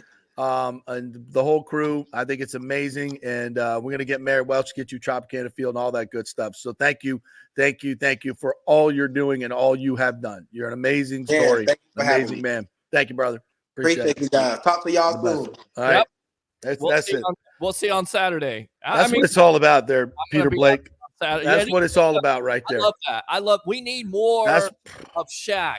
Oh my God. We need more people like that. We need leadership like that. Yes. We need leadership like that, young man. Titus O'Neil, his brother, all of it. We just need, and these are the people that need to be supported, not people that are already billionaires. Yep. I'm not going down that rabbit hole, but these are the people we need to support to make our community better. Yes. It is not about this crap. It is not about the digital world. It is about the real world. It's about human beings. It's about humanity. So I hate AI. Hate it. Yep. It's, we're going to let the computers run this world. No, we need human beings like that, that have empathy, that have sympathy, that are inspiring, that are just tremendous human beings who want to give and make everybody else better. He could have taken the selfish choice and gone and been a coach. They already had an NFL job. Yeah. He would be on the fast track, but that's all, and he knows this. And he just very eloquently stated it. That would be about me and nobody else. Yep. And who's he helping? The players, certainly, that he's coaching, but that's a business. How many athletes have that mindset these days? Few and far between. Probably, yeah, probably. I don't want to go negative, but you're right. There's a lot of these athletes are all about themselves. Yeah, and a lot of them aren't. And he's living proof of it. And that's why we need to support more folks like this. All right, we just went really long. So we want to thank our sponsors, who I'm absolutely 100% sure would bless this tremendously, but let's mention them. The Geddes Gordon Group, Jane Geddes, having a great time over there at Wimbledon. Can't wait to get her back and chat about that. Her and Gigi Fernandez are over there having a few pims watching Wimbledon. Extravaganza Production, Paul Thomas and Dolly Brown, all the great folks over there. Please, if you got a meeting or a big birthday coming up, you need some audio visual, you need great producers, they are the folks. Extravaganzaproduction.com. RHS TV, you can watch us every day on that app, RHS TV. Of course, the great folks at Hydrate Heroes. Please, please, please, if you appreciate what we do on this show, go to tryhydrateheroes.com and they'll give you 3 free packs. But better yet, order the 30-pack. You will love it. Much cheaper than those sugary drinks. Hydrateheroes.com. So thanks to them, the Jeeves Law Group, Golden Diamond Source, Italiano Insurance, all our great our advertisers. Here's more from them. Back at 3.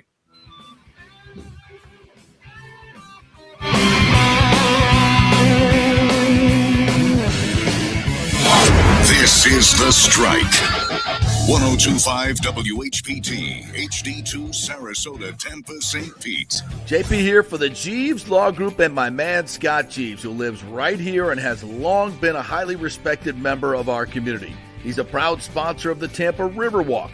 Jeeves Law Group is also a proud sponsor of our Grand Central District in St. Pete and has neighborhood events throughout the year. He has an office on Central Avenue in St. Pete and one on South Howard in Tampa. You can't get more local than that. So when you need an attorney, you're going to hire some huge firm that advertises all over the state or the one that supports your favorite sports show.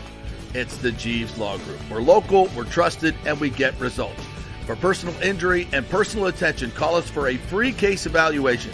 That's 8889-JEEVES. That's 8889-JEEVES. All right, this is for all you guys who don't want to go to the gym and do 5,000 crunches. At Bay Area Modern Medical Center, you can get on the new True Body machine where you can reduce fat and tone up your muscle. It's like doing 54,000 crunches in just 15 minutes. Define your body as you see fit. True Body offers personalized muscle stimulation that delivers the equivalent of those 54,000 crunches in just 15 minutes. Just get in touch with them at Bay Area Modern Medical Center, BAMMC.com. Chris Lugo and the team over there will set you up on True Body and get amazing results. Non-invasive with comfortable and little to no pain and zero downtime. You can isolate and target those areas that you want to improve and treat multiple areas simultaneously. It's an amazing machine, so check it out at Bay Area Modern Medical Center, BAMMC.com.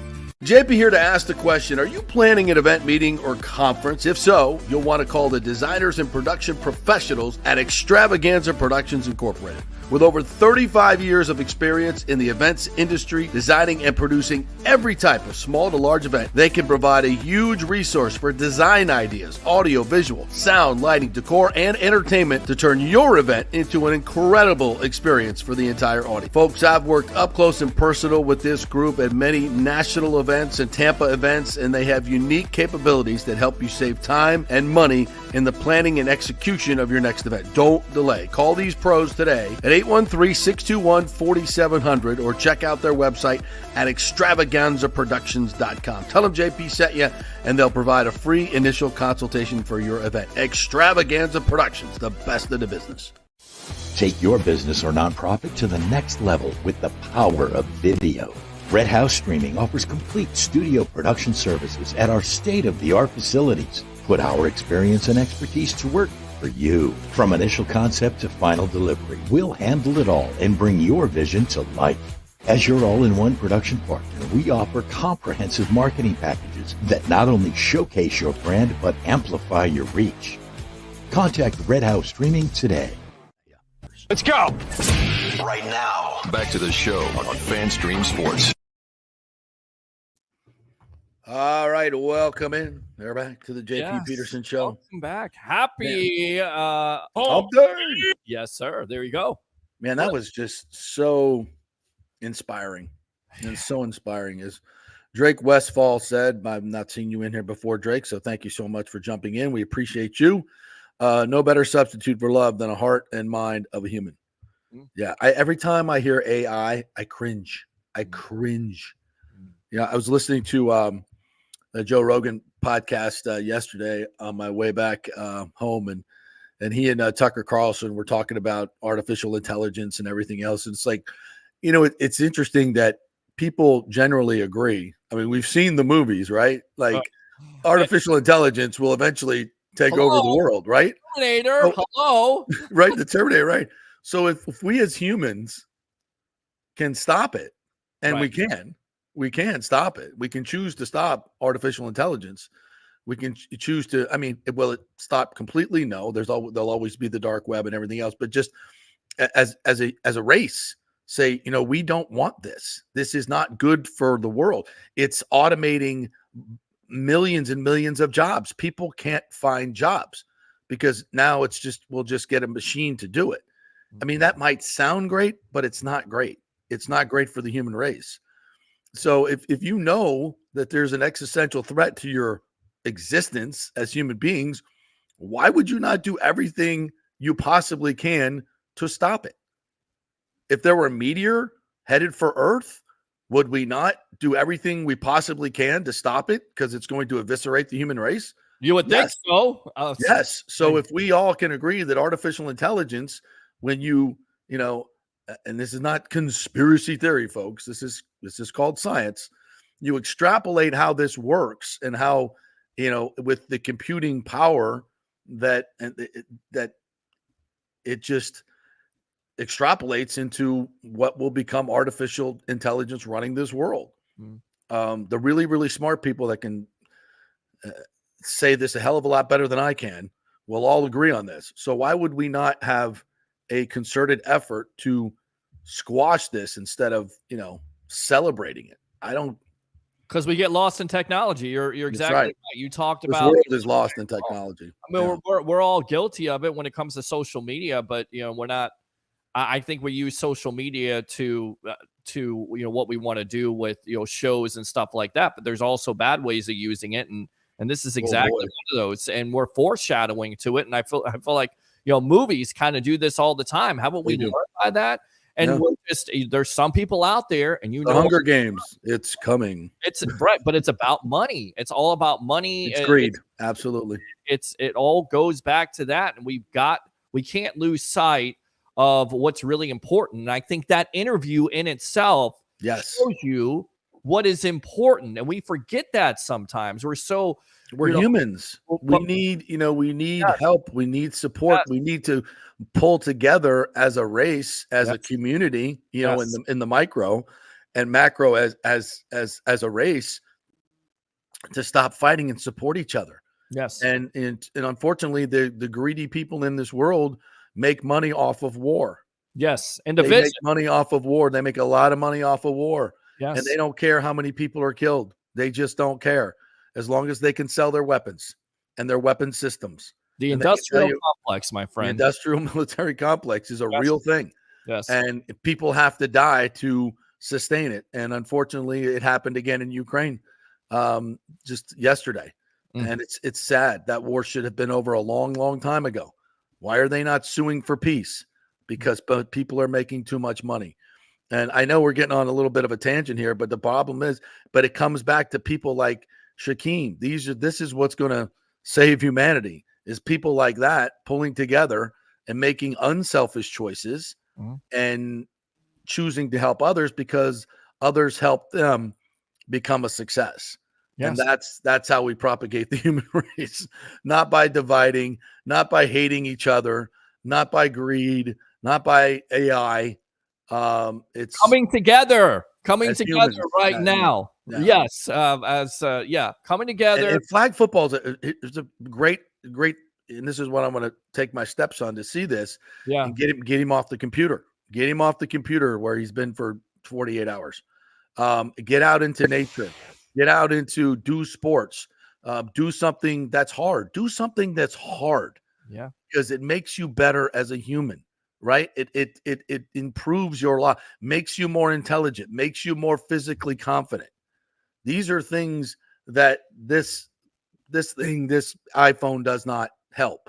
Right. And honestly, I feel sorry for kids having to grow up in this age where if I'd have had those video games when I was a kid, I'd probably be mesmerized by them too. Yeah. Well, it's also about role models. It's about having that. And that's exactly what these athletes are going to be doing on Saturday. And what Shaq was talking about, being a good role model, being a good inspiration. I've been able to go out there and cover the elite 7-on-7s with flag football. And you look at those kids' faces, and you may not think it means a lot to get them on camera and talk on a live streaming show, but it does. And you don't know the impact that you can make. That's why I always say, no matter what you're doing in life, try to make an impact, try to be some type of inspiration and be the greatest version of yourself. And that's exactly what we saw in that interview. Nathan says, I think this is absolutely 100% correct. He says, if the work ethic of people was better, then AI would not be an issue. Most people are lazy and lost in their phones. I work with people that cannot do or do not want to do their job because of their phone. Yeah. They're so and here's the thing. The people that are programming these things, they're really smart people. They're really smart people. They know how to control your mind. They know how to get that serotonin going and how, more likes, more beautiful things, more look at the people flaunting their wealth, whether they really have it or not. And people are just transfixed, and I find myself at times doing the same things about, certain that you have to consciously tell yourself, put it down. Yes. Put it down. Yes. And go do something. Go write something. Go read something. Go do something outside, even though it's hot. Go play golf. Go play pickleball. Go do something physical and get your face out of your phone and out of your computer, unless you're watching the JP Peterson show. Or the sports web, for that matter. Or the sports web, yeah. Yes, listen to the podcast. Go out there and walk 2 miles and listen to the podcast. That's that. So you're combining doing those things. But no, you're on a treadmill, watch the show. You can do that. You're still working out to a certain degree. Yeah.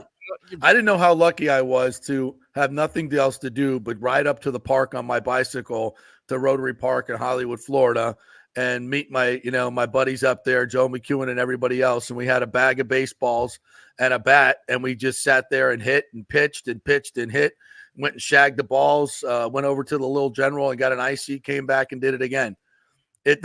And that was a hell of a lot better for our mental and physical well-being than it was. And hell, at least, Joe became a professional baseball player. Joe got a scholarship out of it, I don't know what hell I got. I was shagging balls for him, so I guess that's what I got out of it. But I loved it. I loved playing. I grew up playing sports. I went to a practice after every day of school, from football to basketball to baseball, and then do it again. And it's a hell of a better way to grow up than the way these kids are growing up. But again, we have choices as parents to get them off the games. Yes. We get them, take the phone away. As parents, we can do that. Right. And it's hard sometimes, but it's necessary. It's 100% necessary. And again, going back to Shaquem, this is what you want to produce a young man like that. You think he probably played a few video games in his day, but that wasn't what he was doing all the time. Hell to the no. No. He was out there playing football. He was a track star. He was a football star, he did it all with one hand. Right. So there are no excuses. No excuses. It's just, and if you think, your kid's probably going to bitch and moan a little bit, but make them do it. Make them do it. It's the best thing that you could possibly do. And get them out there this weekend and see these other kids playing. That's the best way. Really, if you get the kids out and involved and they see their peers doing it and having fun, it's way better than you telling them what they should do. Let them witness it and do it. And there's a pretty good chance they'll like it. So, and that's incumbent upon the parents, because it's easy to just let them sit in their room and play video games. They ain't bothering you, right? You don't have to take them anywhere. You don't have to sit in the heat, right? As a parent, I'll just let them play video games. You, as a parent, need to get off your ass and make these things happen. Sure. So, and it's all about the parents at the end of the day also. And when you don't have those parents, or you don't have that, parenting structure, how important is it for a motivational guy like that, or an athlete, to be a role model? How important is it for coaches to be those type of role? Because listen, not every kid has a father. Not every kid, has that. So how important was a coach for somebody like that? How important is it? You can't put a price on that. And that's what it comes down to. This is great what Rick says here. He says, don't blame these kids on computers and games. Their parents are glued to them. makes me sick when parents are pushing kids in a stroller on the playground on their phone instead of engaging their kids. Mm-hmm. I just saw this the other day.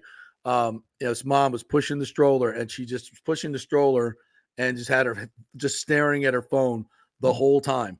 Instead there was like a playground right there. Instead of getting off the phone, taking the kid out of the stroller, letting the kid learn motor skills and getting on, because the kid, I was like, why is that kid in the stroller? He's like 3 or 4 years old. Like, do you think the kid would rather be out over there playing on the playground? Yeah. So yes, it is definitely incumbent upon the parents to be better as well.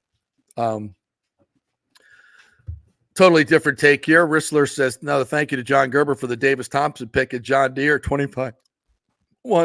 Our boy John Gerber is the one the last 2 weeks. Picked the winner 55-1 the week before, 25-1, and his matchup records are ridiculous. So if you're not, we retweet them out all the time. We used to have John on the show all the time, but golf season's kind of over. Once we got the British Open coming up, so we got to get him back on. That's my fault. We got Tally in the background too, hanging out. I see that. Yeah, absolutely. Rick says there's a difference between a talented athlete given everything early, wander, versus being good, wanting to be great, like Shaquem. Yeah, that is a great point, Rick. That's not even a joke, too. I didn't know you have serious thoughts. You're scaring me now. By the way, to update that situation, because this just came down about an hour and a half ago, Wander Franco is also being accused of human trafficking. Now, the original charges would have had 5 years. With this, all these penalties, 20 years in prison. So there you go. That's the latest update here. And this is from Juan Arturo Rocio in care of ESPN. Through a press release, Dominican authorities indicate that in addition to the crimes of sexual abuse and sexual exploitation against a minor, he's also being accused of human trafficking. It just gets uglier and uglier and uglier. And I remember getting interviewed on WFLA Channel 8 about this. I said the longer this would go, the uglier it would get, because I talked to some people in the know and they told me, listen, don't jump to the conclusion that this is just going to be wiped under the rug. This is uglier than you think it is. It always is. Yep.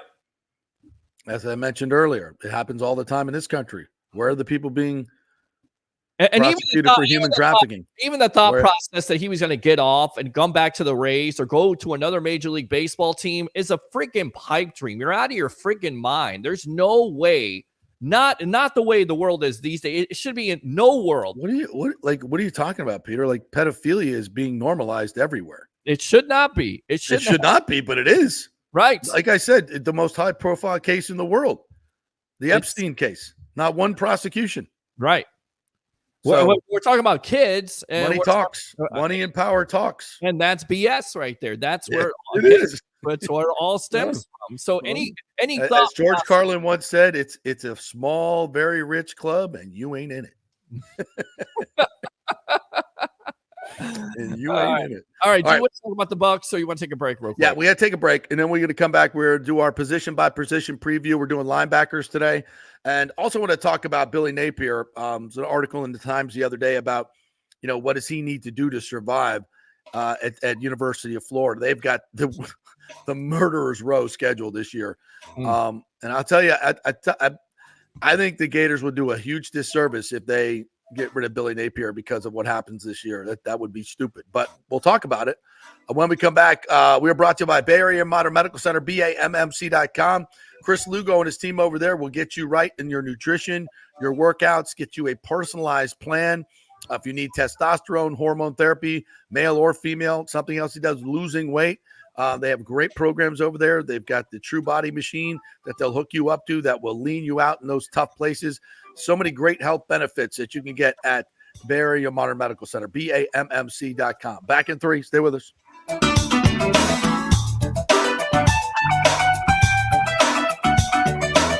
JP here for HydrateHeroes.com, the great electrolyte hydration drink that has all the good stuff, none of the bad stuff.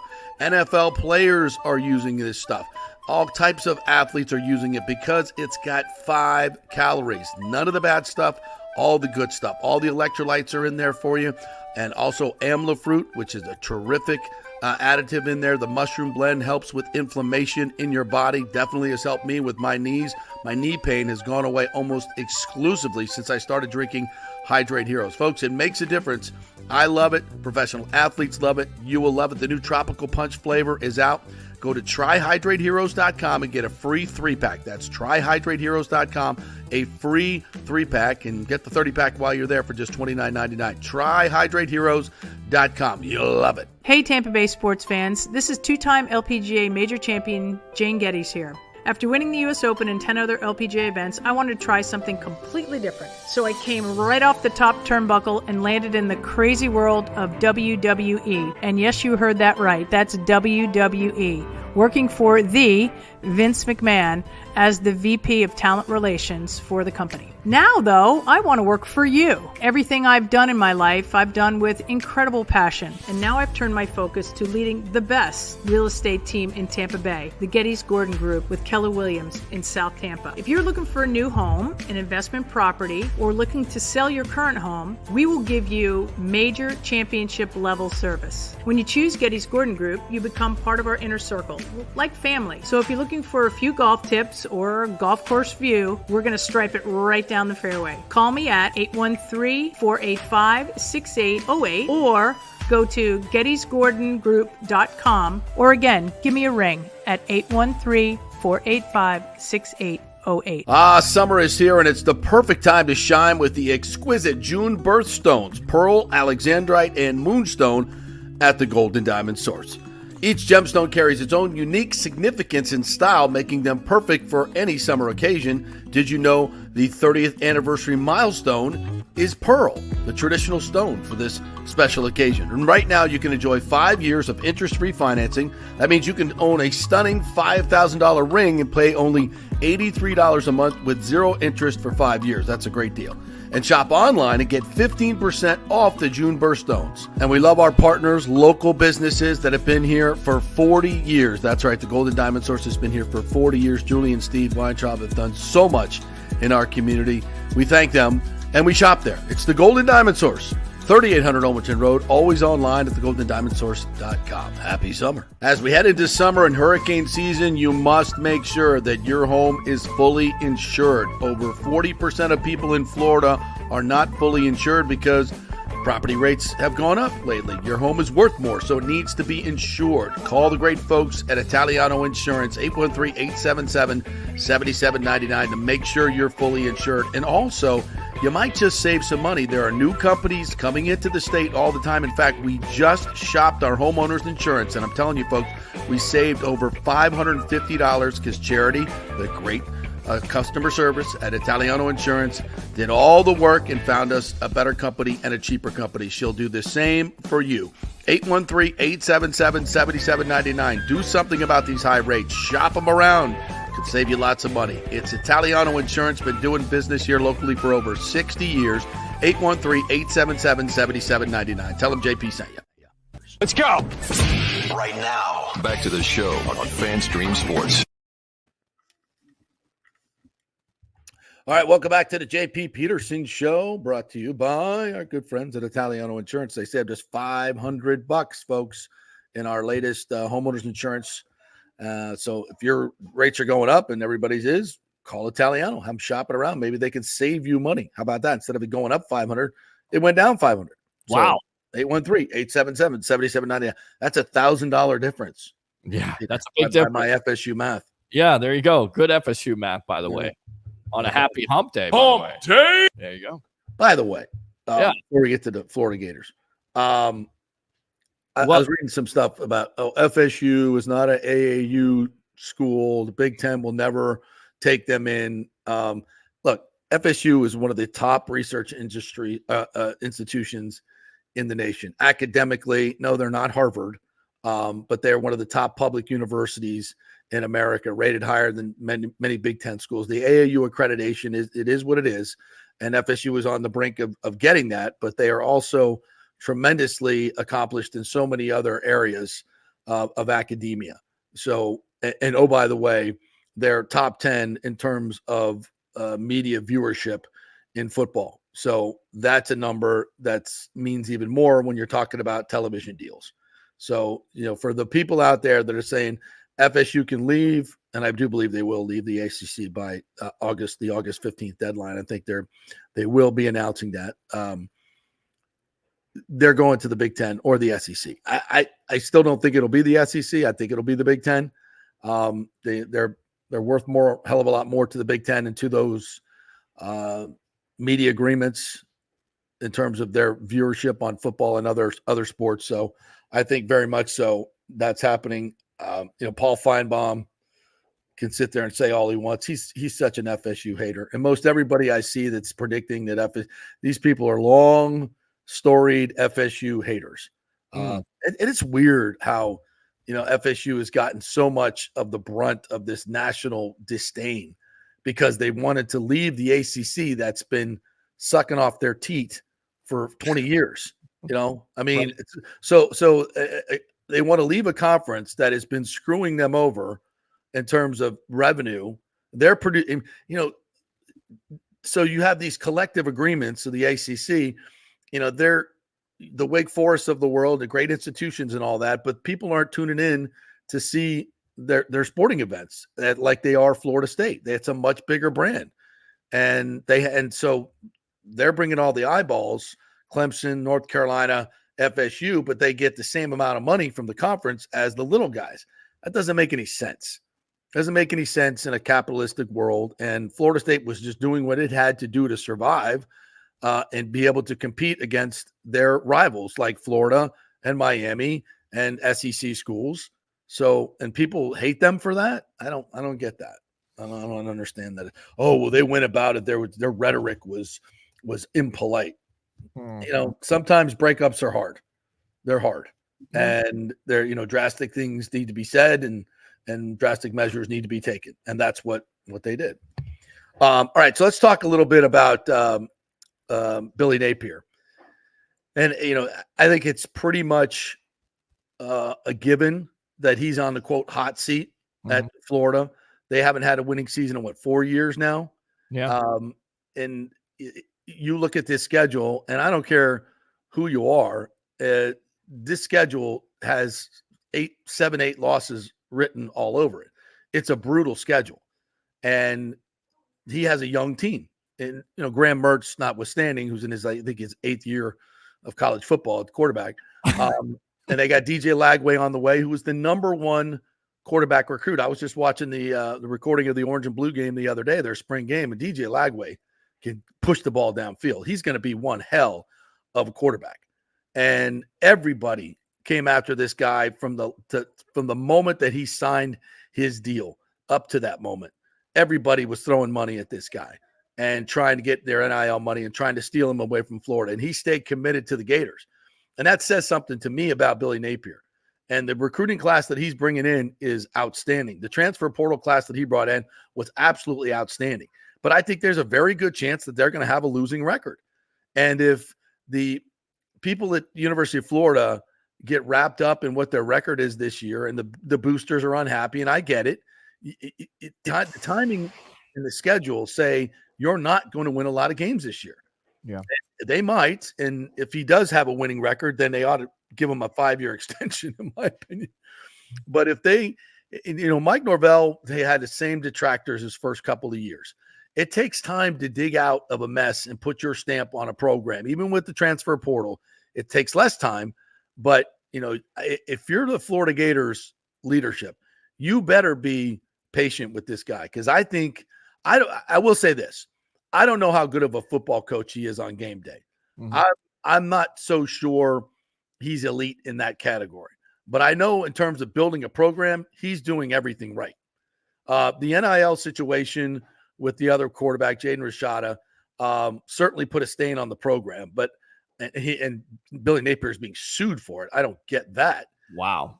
But that's not on him. All he's doing was recruiting and listening to his NIL people who were was supposedly putting that package together. And he and the University of Florida got screwed over by the people who were doing that. They didn't know what the hell they were doing. and they promise way too much. It's not like Billy Napier's got to go, oh, we're giving him $13 million. Where's the money coming from? Can I see it? Is it in his suitcase? Like, that's his job? No, that's not his job. So he may be on the hot seat, but in my opinion, he should not be. And showing patience with him, because changing coaches every 3 years is not going to get you to where you need to be in the SEC or anywhere. Nope. And I understand, there's some people, and I get it, that question his game day abilities, but I would say let's let him get his talent in there and fully stock it and give him at least this year and the next season. And if, after that, there's still no progress or they don't have a winning season, then I think you probably will have a case. But I think in this situation, patience is the key. Now, as a Florida State fan, I think you should fire him. Well, I mean, we heard from Titus O'Neil about this, right? When we interviewed him a month ago when he was doing his great point. And he said, I'm not sure if they're going to be as patient. I don't know if the fan base is going to be as patient with Napier, but he gave him a huge vote of confidence. And Titus would know because he just recruited his son. Right. And he loves Billy Napier. He loves him. And he knows him a hell of a lot more than I do. I'm just saying this from a distance of what I'm observing. Sure. From the inside, Titus is like, this guy's the real deal. Mm-hmm. So, and that's what I think the leadership of the University of Florida knows this. But if I were Scott Strickland, I'd be getting out in front of this and not giving. You don't want to give your coach carte blanche to go lose a bunch of games, but that's not what Billy Napier is going to be doing. But I would be telling every booster and every fan that I could that said, listen, we're not here to make knee-jerk reactions. Because, and I understand fans' emotion. I get all that.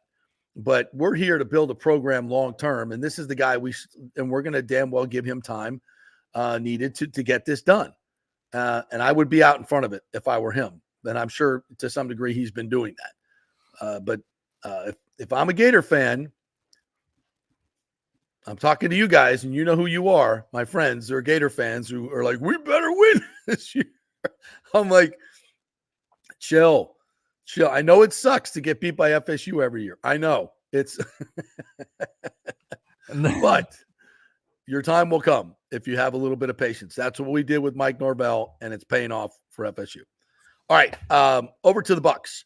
Yes, position by position breakdown.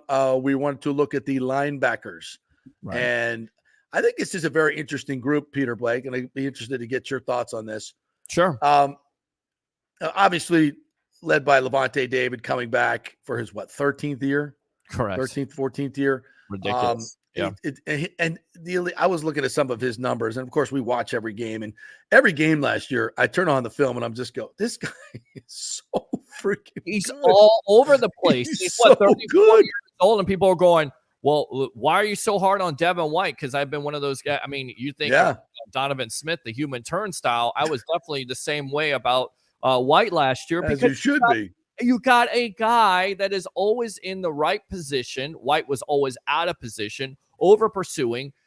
Levante David it's just unbelievable how he's still the best linebacker on this team. And that for me was top 5 in football at his position, in my opinion. And easily. to me, he is a Hall of Famer. I know people are agree. People are going to go, well, you didn't do this, you didn't do that. Played for a lot of winning teams. Look at the numbers. Look at him as a generational linebacker. Look how they match up, because people want to say, well, Luke Kuechly is better. Levante David is definitely up there, probably better. His numbers are stand right up there next to Luke Kuechly's. Absolutely, they do. Yep. And Luke played on much better teams. Correct. And had much better defensive linemen around him. I mean, go look at the defensive line that was in front of Luke Kuechly. I mean, my God. They were, first rounders everywhere. Great players. Levante David did not have that in his career. No. Did not. No. And one of the shining examples, not only for the team last year, but for this organization, the last 13, 14 years. So he definitely deserved the contract extension, if you will. I'm glad he got it. He got a raise. And I think it comes down to KJ Britt. I think the comments from Todd Bowles are interesting because he's going to get every opportunity. And every opportunity the media had to say, well, Britt is not as athletic as White. He's not this. And Bowles would say, but he knows where he needs to be. And he's going to get, and maybe he's not as athletically gifted as White, but he's better. And he's a different player. He's 6 foot. Right. He's 6 foot 235. Defense, right. He's 6 foot 235. And he's a thumper. And, yes. And Bowles even said that he's the best thumper we got inside. He knows how to get off blocks. He plays the run game really, really well. What can be a little bit disconcerting is, and I thought he did a better job than maybe the stats say, because in a playoff game against Detroit, I was looking at these numbers, and in his pass coverage, he was against him. They were 5 for 5 in passes that he defends. Now, those numbers can be misleading sometimes because you don't really know unless you know the call, sure. Whether that's his man for sure, because it could be in zone defense. So if you look at some of the pass defense numbers, he may not look that good. But I just, in terms of putting on the tape and watching him play, he was always in the right place. They didn't give up the big plays that Devin White would give up when it was his responsibility. In terms of first downs and touchdowns and red zone. So KJ Britt was better in he 12 tackles in that Detroit game, by the way, as well. Yes. So, it's first of all, it's positionless defense. We've talked about this. KJ Britt's not going to be on the field. He'll be first and second down, but even second and medium, he's probably coming off. Yep. Because they've got so many other players that they can put in there that are hybrid players that can, that you want to match up. You want to get Christian Izien or Tyke Smith one-on-one with that running back instead of KJ Britt, right? A better chance of coverage there. So Correct. Get better chance of matchups. But KJ Britt serves a purpose, and that's in the run game. And you better be good against the run in this league, or you're not going to have a good defense. The Bucs had a top 10 scoring defense last year. They were not, statistically, they were bad against the pass. But overall, I think they can be better without Devin White. So I think Levante coming back and Britt is an upgrade because of the loss of Devin White. And I think we saw that on the field in those last few games. The Bucs went on that run when they benched Devin White. Correct. Late in the season. Correct. And I don't think that's by accident. No, not by coincidence at all. Not by the least. And we talked about it, how better this defense was, how better they were. So it's a good thing, Sebastien Dennis, he's an interesting player who they drafted, in the 4th or 5th round last year. You're interested to see him. I know there's a lot of FSU fans like yourself, me personally, that would like to see what Deloach does for this team, because we've heard, some things about him. So it's definitely an interesting position at the end of the day when it comes to the linebackers. And then, of course, you've got your edge rushers there. Coming from that, we'll put them in a different category. Okay, I think they're more to me. They're more edge rushers than they are linebackers, right? Even though they're listed as outside linebackers. Correct. We'll go through them tomorrow as separate. I'm gonna miss that. I want to. If you want to put your thoughts out, please go right ahead. We can be very malleable, as we say, with the rules here. So go right ahead. Yeah, I think it comes down to Joe Tryon-Shoyinka, right? He has all these reps, and I was listening to NFL Network and Pat Kerwin break, this defense down and talking about JTS and how he has all these reps, but he has very little production. And what you hear is, well, this may be a make or break year. It's a make or break year because you draft Chris Braswell in the 2nd round from Alabama to what? Not only give you competition, but if JTS doesn't have the production that you expect out of him, then you would think that Braswell is definitely going to steal some of those reps from that player. So I think that's what it also comes down to. Where's the production at? We hear, he's getting his body in shape. He's going to be better. He needs to finish. We've heard these things. He's got all the potential. We know what he can do, but he's got to put it on the field. Oh, we know what he can do. Nothing. Right. Well, hasn't done much, but he's showing. At this point, we know what he is. Is he just a guy, in your opinion? He's just a guy. He's just a guy. He's just a guy. Okay. We knew that when he had the 25 shirtless pictures on Instagram before he removed them. We knew that. There you go. Well-known draft codicil here on the JP Pearson Show. If you have more than 2 shirtless selfies, you're off my draft board. You're off my draft board. Sorry. We want ugly fat guys. We don't need any underwear models. No Will Levis either, with the tape out there to say he's a quarterback. But well, you can play defense. If you're going to be on the defensive line, especially, Right. No underwear models. No, we don't need that. No, thank you. I appreciate it though. Great dude. And I kid, okay. But listen, come out and show us. Listen, it's your time. You got an opportunity. Yeah. You know, you got a great opportunity to brush away all the bad stuff and come out here and produce for this team. But I think, you know, the drafting Chris Braswell that was the writing on the wall. Your time and not picking up, you know, the fifth year option, I think, on him. Yes. But, yeah, you're either bust out this year or you're bye-bye. Listen, I know we're running out of time here, but Chris Mad Dog Russo was on the Fully Loaded podcast. Loose. Oh, yeah. You want to play that? Yeah. I want to play that sound. We're giving you a little bit of extra JP Peterson. We'll go over a little bit. We can do that. I don't want to get on the phone and talk to Gertrude or Ethel. So here's Mad Dog Russo with his thoughts on the Tampa Bay Buccaneers in 2024 on the JP Peterson Show. Listen, I think you have a very good chance to be in the postseason again. That division isn't a very good division. Carolina, we know, spotty, won one game last year. Derek Carr, we don't love. Atlanta will be better, you know, with Cousins there. And, you know, Atlanta will be a much better team. So I don't worry about the quarterback issue with Penix there at all. So the Falcons, I think, will be your biggest competitor. But I don't think Tampa is close to winning the NFC. I think the Lions are better. I think San Francisco, obviously, is better. Dallas is probably better. The Eagles, you know, probably a lot better. But I think the Bucs are a playoff team. I don't know if they are a deep running playoff team where you're going to see them, you know, win a couple of postseason games.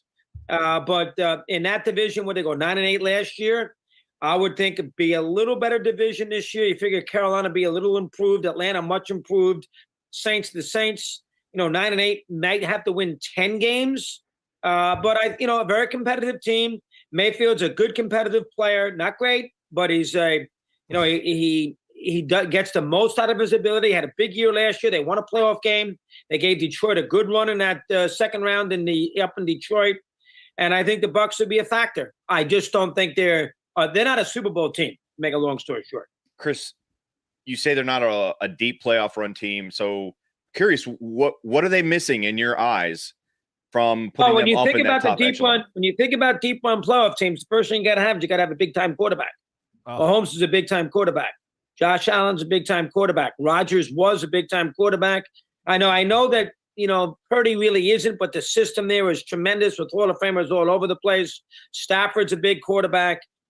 Goff is becoming a big quarterback. Hurts played in the Super Bowl. The quarterback, Mayfield is not a top 10 quarterback in the league.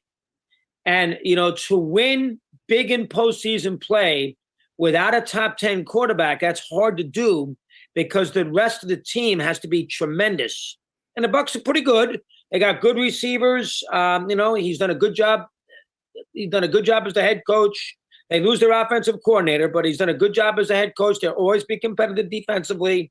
But they are not a great team. The Bucs are fortunate they're in that division, which also doesn't have a great quarterback, which is a big factor.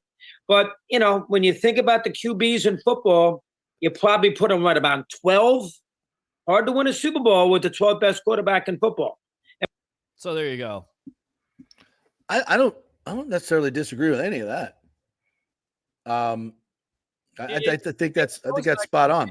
It goes back to the Baker Mayfield deal. So, yeah. National media is really down. And I get what he said. Well, they're not a deep, and he names the Philadelphia Eagles. The Bucs beat the Eagles in the wild card game. Okay, so I think there needs to be some respect, and it always goes back to talking about the Tampa Bay Buccaneers with Baker Mayfield. Well, he's not a great competitor. He's not a great quarterback. Had a good year last year. Okay, is he a top 10? I don't know if he's a top 10. But he may be able to be a top 10 with this new offense with Liam Cohen being, I don't think the transition process is going to be like it was last year with Dave Canales as the offensive coordinator. I think they get off running. I think it's a better offense. They'll be more comfortable. He has an opportunity. But it always goes back to when talking about this team and their expectations, downing Baker Mayfield. It seems like it is a national thing to do. The Bucs are not going to win because Baker Mayfield is not consistent enough. The Bucs are not going to win because Baker's not a top quarterback. The Bucs are not going to win because Baker can't stay healthy. Why is it always Baker. Well, first of all, it's always about the quarterback. I get that. So that's number one. And he's polarizing. He's Right. just polarizing guy. And also Baker gets clicks. People know who Baker Mayfield is. Sure. And he's polarizing. You love him or hate him. So, these media people, for the most part, they get the game. If you're going to talk about the Bucs, you got to talk about Baker Mayfield. Right. Simple as that. So people lock in. So that's part of it. And, again, talk is cheap. It doesn't really matter. I think he's going to have a good year. I think 12th best quarterback is about where Baker Mayfield is. It's about the offense. It's about scoring points. It's about getting the running game going. It's about being balanced. It's about the defense getting better on 3rd and long and just better in general against the pass. And I think all of that is possible by what they did in the offseason. So and if they can get into the playoffs, they were close to beating Detroit. They could, a couple things go their way, they can win that game. Sure. So you never know. That's where you want to be. You're in the conversation, and that's what matters. I wanted to get to this too because we missed this earlier because John Hill was at the game last night, the Yankees-Rays game, and I thought he had some very interesting observations. We'll have more time tomorrow to do this. He said, first and foremost, 75% Yankee fans, because as we mentioned, the Rays price their own fans out. They gouge you for the Yankee games. They gouge the Yankee fans. Sure. But keep Rays fans from buying the tickets. That's the bad part. So, and I feel bad for the players because of it. It's not cool. Sure. John said, what I noticed was the Rays players interacting with fans in the stands in their native language while in the warm-up circle and not totally viewing the pitcher, being locked in. It's interesting because we never really get to see what the on-deck batter is doing. If you're on deck, you should not be interacting with the fans. That's not the time for it. You should be looking at the pitcher, trying to pick up if he's tipping his pitches, what the pitch sequence is, what he's doing. Is his curveball flat? Is it not flat? What's going on? You should not be playing with the fans. 100% he's right. And it's a great observation. I said, I also noticed that Randy Arozarena spends his time tossing balls into the stands from foul balls behind the plate. Did that at least 5 to 6 times during the night. Now, again, this is great fan interaction. I get, and that's great.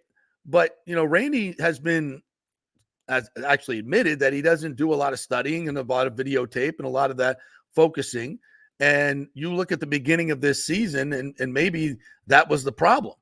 You gotta be locked in the major leagues. Hitting is hard. Yep. And I'm all for interacting with the fans, but not during the game. Not during the game. You need to be locked in, 100% focused on what's going on, not feeding foul balls to the fans. Because they're picking up on your tendencies, and they picked up on your tendencies, and that's the reason why he struggled this year. And what you're scared of, JP, is if you trade Randy Arozarena and somebody gets him into that video room where he's really focused on that, focused on hitting, focused on improving, not just depending on his physical abilities or his athletic aptitude. Yes. Right. I mean, if he can't attributes. Attributes. There you go. If he's able to do that more, focusing on the game and locking in, we know how good he can be. Yeah. But this year, he's been exposed because, like you said, maybe it's because he's too, bulked up, is too consumed with Randy Land and his popularity and not focusing on the game. The game's hard, man. Right. You got to be locked in video wise. You got to be locked in every single detail of the game. And if you're, busy just, chatting with fans and throwing foul balls and not watching the pitcher while you're on deck, you're doing the wrong thing. As Sean says, I just do not understand the lack of concentration and discipline on this team. Well, that's an organization problem. Now, this is important. He said, lastly, the chocolate candies provided in the home plate club seats, which are expensive, are not real M&Ms, but fake and tasted like poop. He said, I know I'll stop bitching now. The Rays spend money not on players nor M&Ms. We're using fake M&Ms now? Like, you pay a premium and you're like, oh, yeah, we get the fake M&Ms instead of the real ones. What are we doing? That's so on brand. That's so on brand for the Rays. John also says he's not done bitching, actually. Okay. I got to the park 90 minutes before first pitch when gates open. I estimate there were 3,000 people lined up to get in the home plate side entrances. People want to see batting practice. Because the traffic leaving the park was heavy and the police did a poor job getting the flow going. I-275 was a parking lot, both going and leaving. Nothing new. No seats taken in the upper deck. Yep. This is the problem. That ain't going to change with the new stadium, folks. I got news for you. They ain't building a new roadway. It's because guess what? It's a peninsula. There's no place to build. Yeah, you can, dude. No. Build in the water. So, all right. We're a little over there. Johnny or Tim's not going to be happy with you. He's got to edit the show now. Thank you guys for jumping on. As always, great comments. And Shaquem Griffin. Oh my God, what an interview, dude.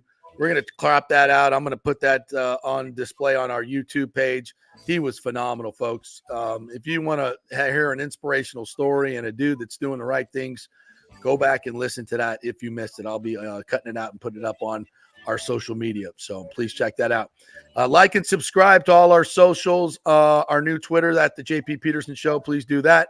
Peter, great job as always, my friend. I guess I'll see you Saturday at Shaq Steel. Yes, sir. We'll see you on Saturday. All right. We'll be doing a show. See you then.